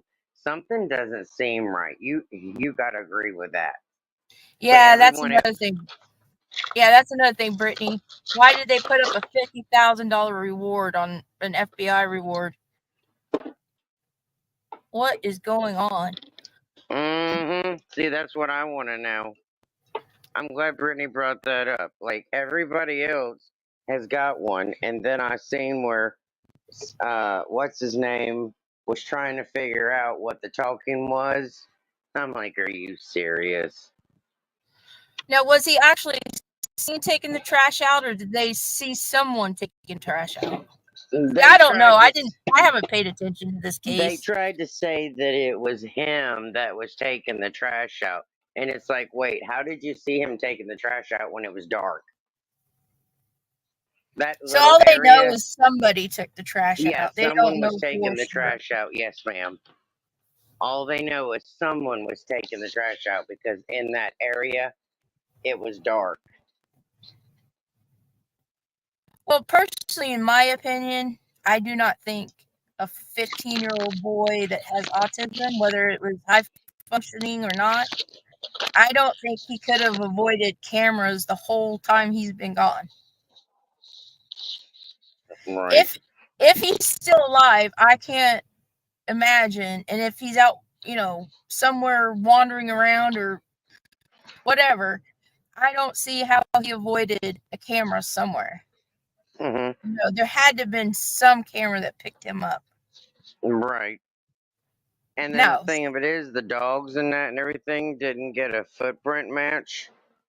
Something just doesn't make any sense. Yeah. So they had the dogs and stuff at that house, and they didn't get any kind of hit or nothing? Far as I know, unless I'm wrong. Yeah, unless I'm wrong. Someone tell me different in the chat. Because I know that they ringed this girl named Julie to death on up on one of the channels. They ringed her. They like chewed her out and wanted her to answer questions, and she couldn't answer questions, and she said that she was there and blah blah blah, and she was saying about the dogs and all kinds of stuff, and she couldn't answer none of the questions.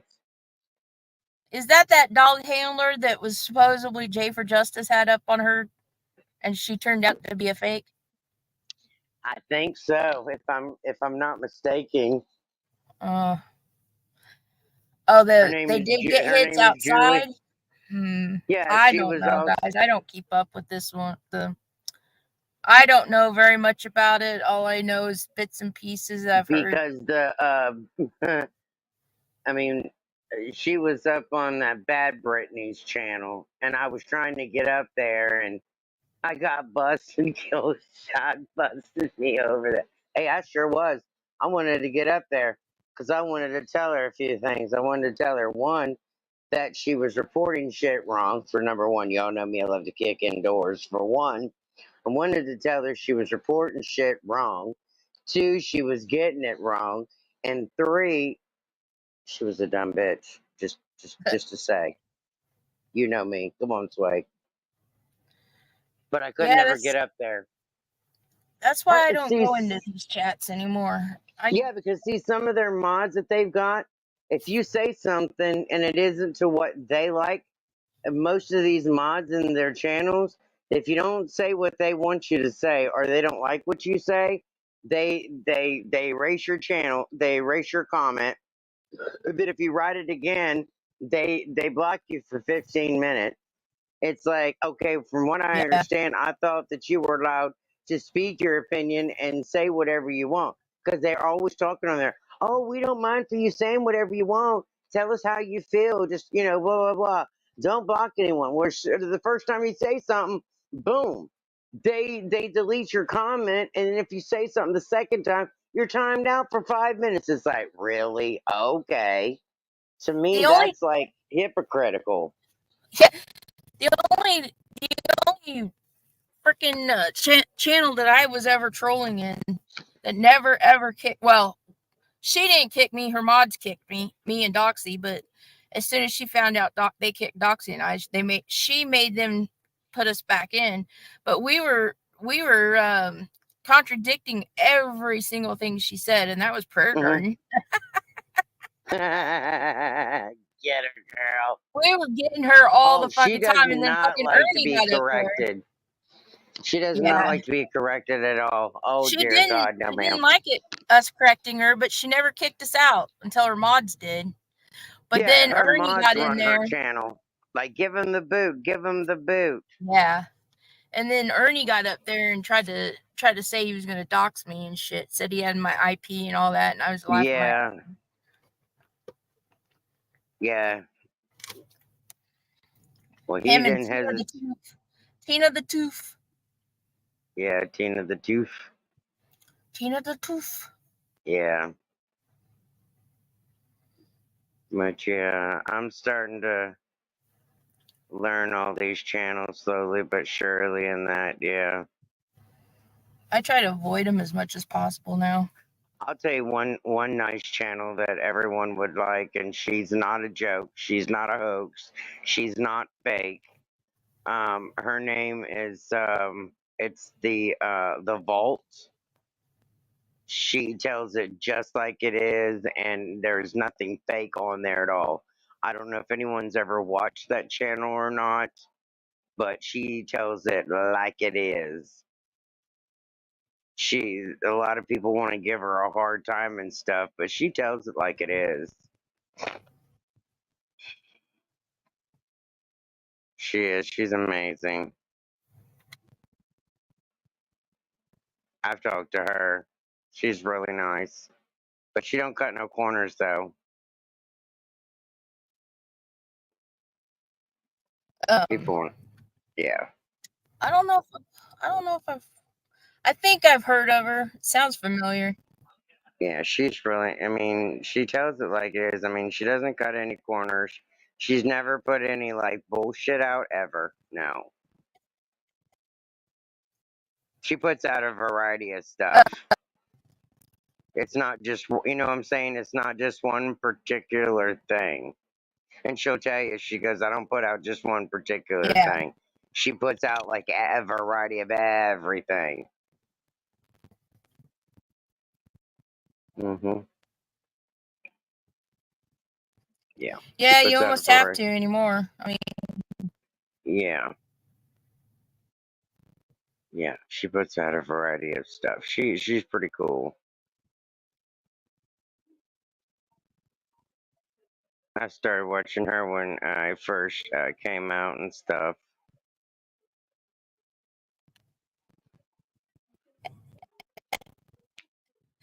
oh shit.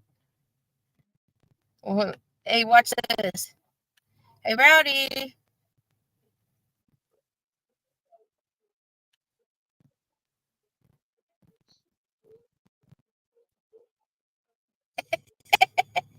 What in the world?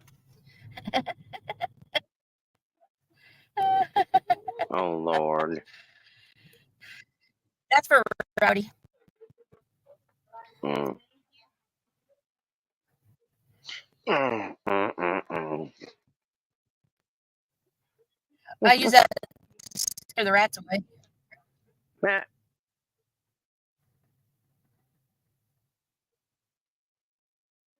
Rowdy. I'm just kidding.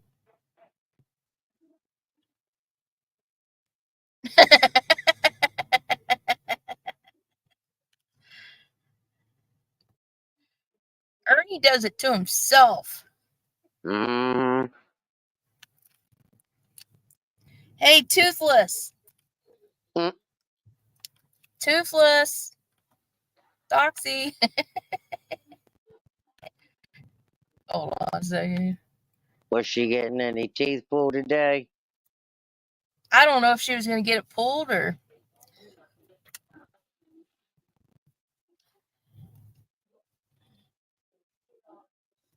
dare you to come up here and talk, Doxy.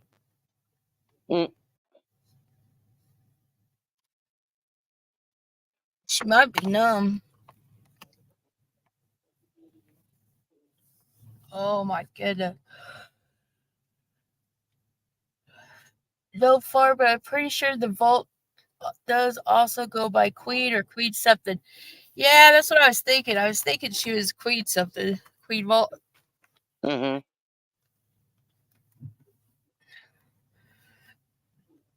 Can you talk, Doxy? Or are you numb? Mm. Hey, come on up, Doxy. Talk to us. Yeah, I haven't talked to her in a minute. Come on, slurring your words and everything. Come on. We'll understand you. We won't put it across the bottom that you're drunk. She's had some Novocaine or some laughing gas.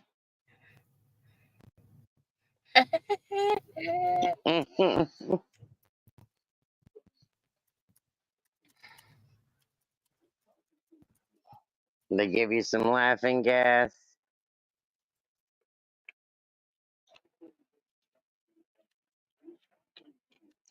We won't hold it against you.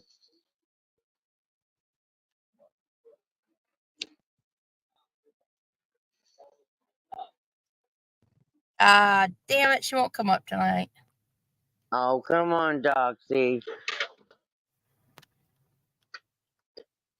Well, then I'm going to take this down now, Doxy. Says Doxy's been drinking.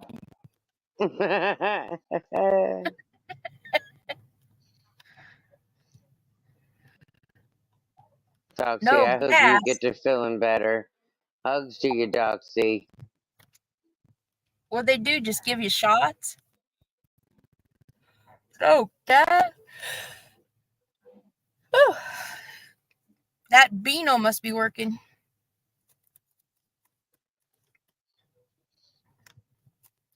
Come up and drink from a straw. You're not supposed to have a drink from a straw if you've had your teeth pulled.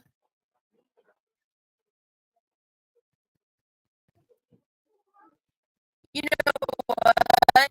It must be the thing. It must be in the start, because of the planetary things that going on. Because I broke my tooth 2 days ago. I broke my tooth. Doc broke her tooth. My cousin just texted a little bit ago and said he broke his tooth. Oh my gosh, it must be in the water. It's in the planetary. Right.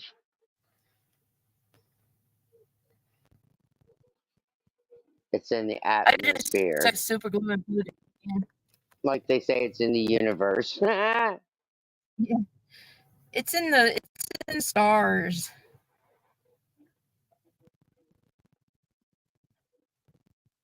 Yeah, I had a couple break that I had to have pulled. This one broke all the way up into the gum line. And ouch. There's no pain because the bone's still in there into where the roots are actually still covered. So now I'm gonna have to go in and they're gonna have to drill it out. Oh, ouch.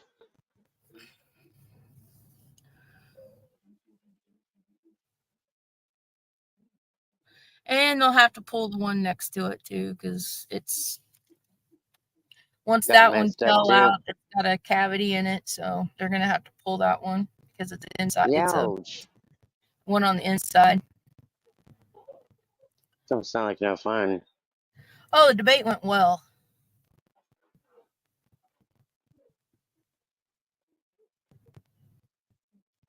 Yeah, root canals are a waste of money because in 2-3 years afterwards, you're just gonna have to have it pulled anyway.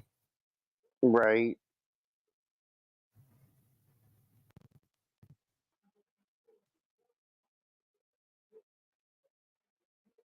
Yeah, Doxy, I don't know where PJ went. She never showed up. She must have got an ice cream headache and fell asleep.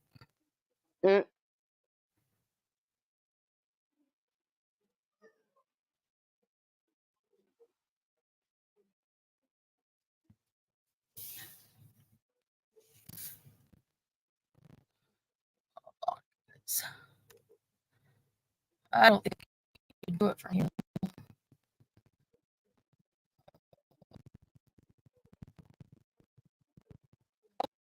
They don't shut you guys down. You still hear me, Rowdy? I mean, Shorty? Yeah, I still hear you. Okay.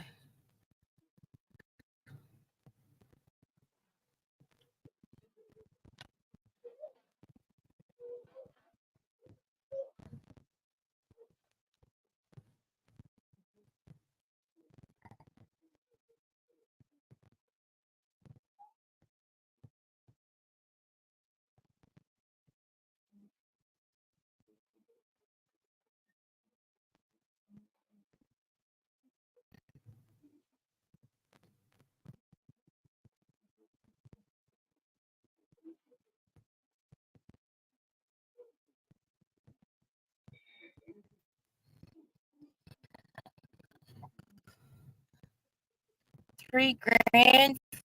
Oh yeah. Mm-hmm. Yeah. My dental work was going to cost, with my insurance, on top of insurance, was going to be. You cut out. My dental work that I'm supposed to have done, if I had it all done, on top of my insurance, was going to be $7,000. Oh my Lord. Mm-mm-mm. That's why I just went ahead and had to have several of them just pulled because I couldn't afford it. Sometimes I wonder if it's even a plus to even have insurance anymore. Well, I don't know. Yeah, I Actually, know. I back up. I got to looking, and the time releaser medicine that I'm on, it's $2,000, and each shot that I got on Friday, I had 39 of them, and they're 2,000 a piece. And the other medicine that I'm on each month runs about 3,000. So I guess I can't really complain. So I guess in some ways, I guess it's good to have insurance at times, because if not, I'd have to be trying to pay out of pocket.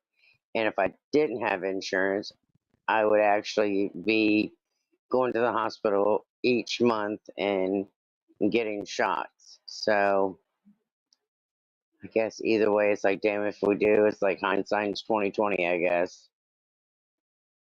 Yeah. Yeah. And they have open enrollment, so if you don't want that plan, you can always go to another plan.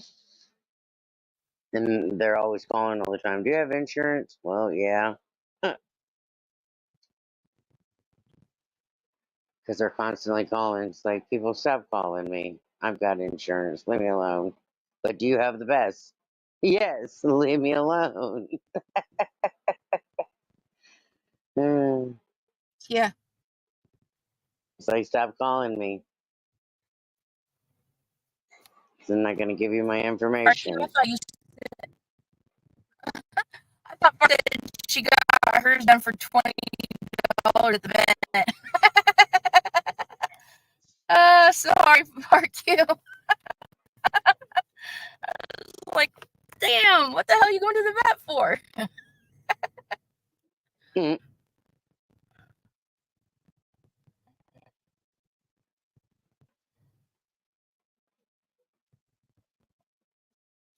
Yeah, that's the way with ours. With my insurance, I only get $1,000 a year for dental. Yeah, mine's 15. And I think that's just ridiculous. Mm-hmm. Especially now with all the medications and stuff that causes your teeth to rot. Right.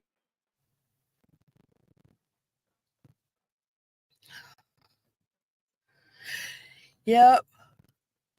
Oh, excuse me. Yeah, it's expensive.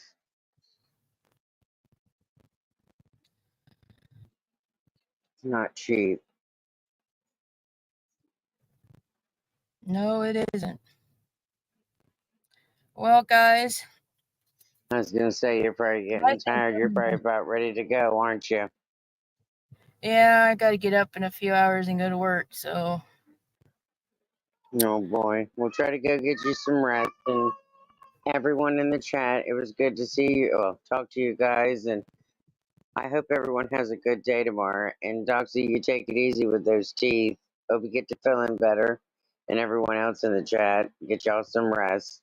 And I will catch everyone on the flip side. Love you guys. Good to see you, Shorty. Good to see you. Take it easy, Sway. Night. All right, take it easy, guys. Take it easy.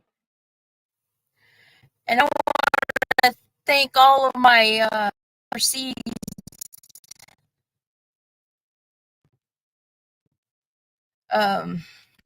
subs and loyals for coming in and watching the United States debates. I think all of them except for Shorty. And then when Brittany came in, I think and Rowdy, the rest of them was all from overseas, which was nice. I enjoyed it.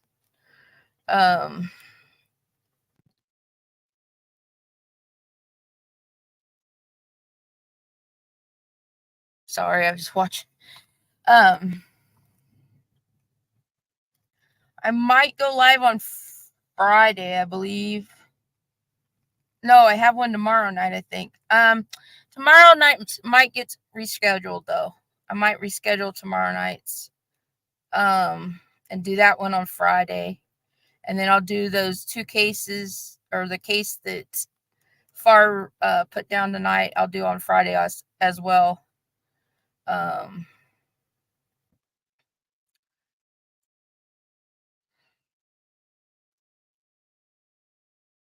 Yes, I'm not sure where PJ was, but we're going to find out if she had her ice cream melted. So if I reschedule tomorrow's live, I'll put it in my community post. But for sure, I will be going live on Friday night. Thank you guys. Thank you for being here. Night.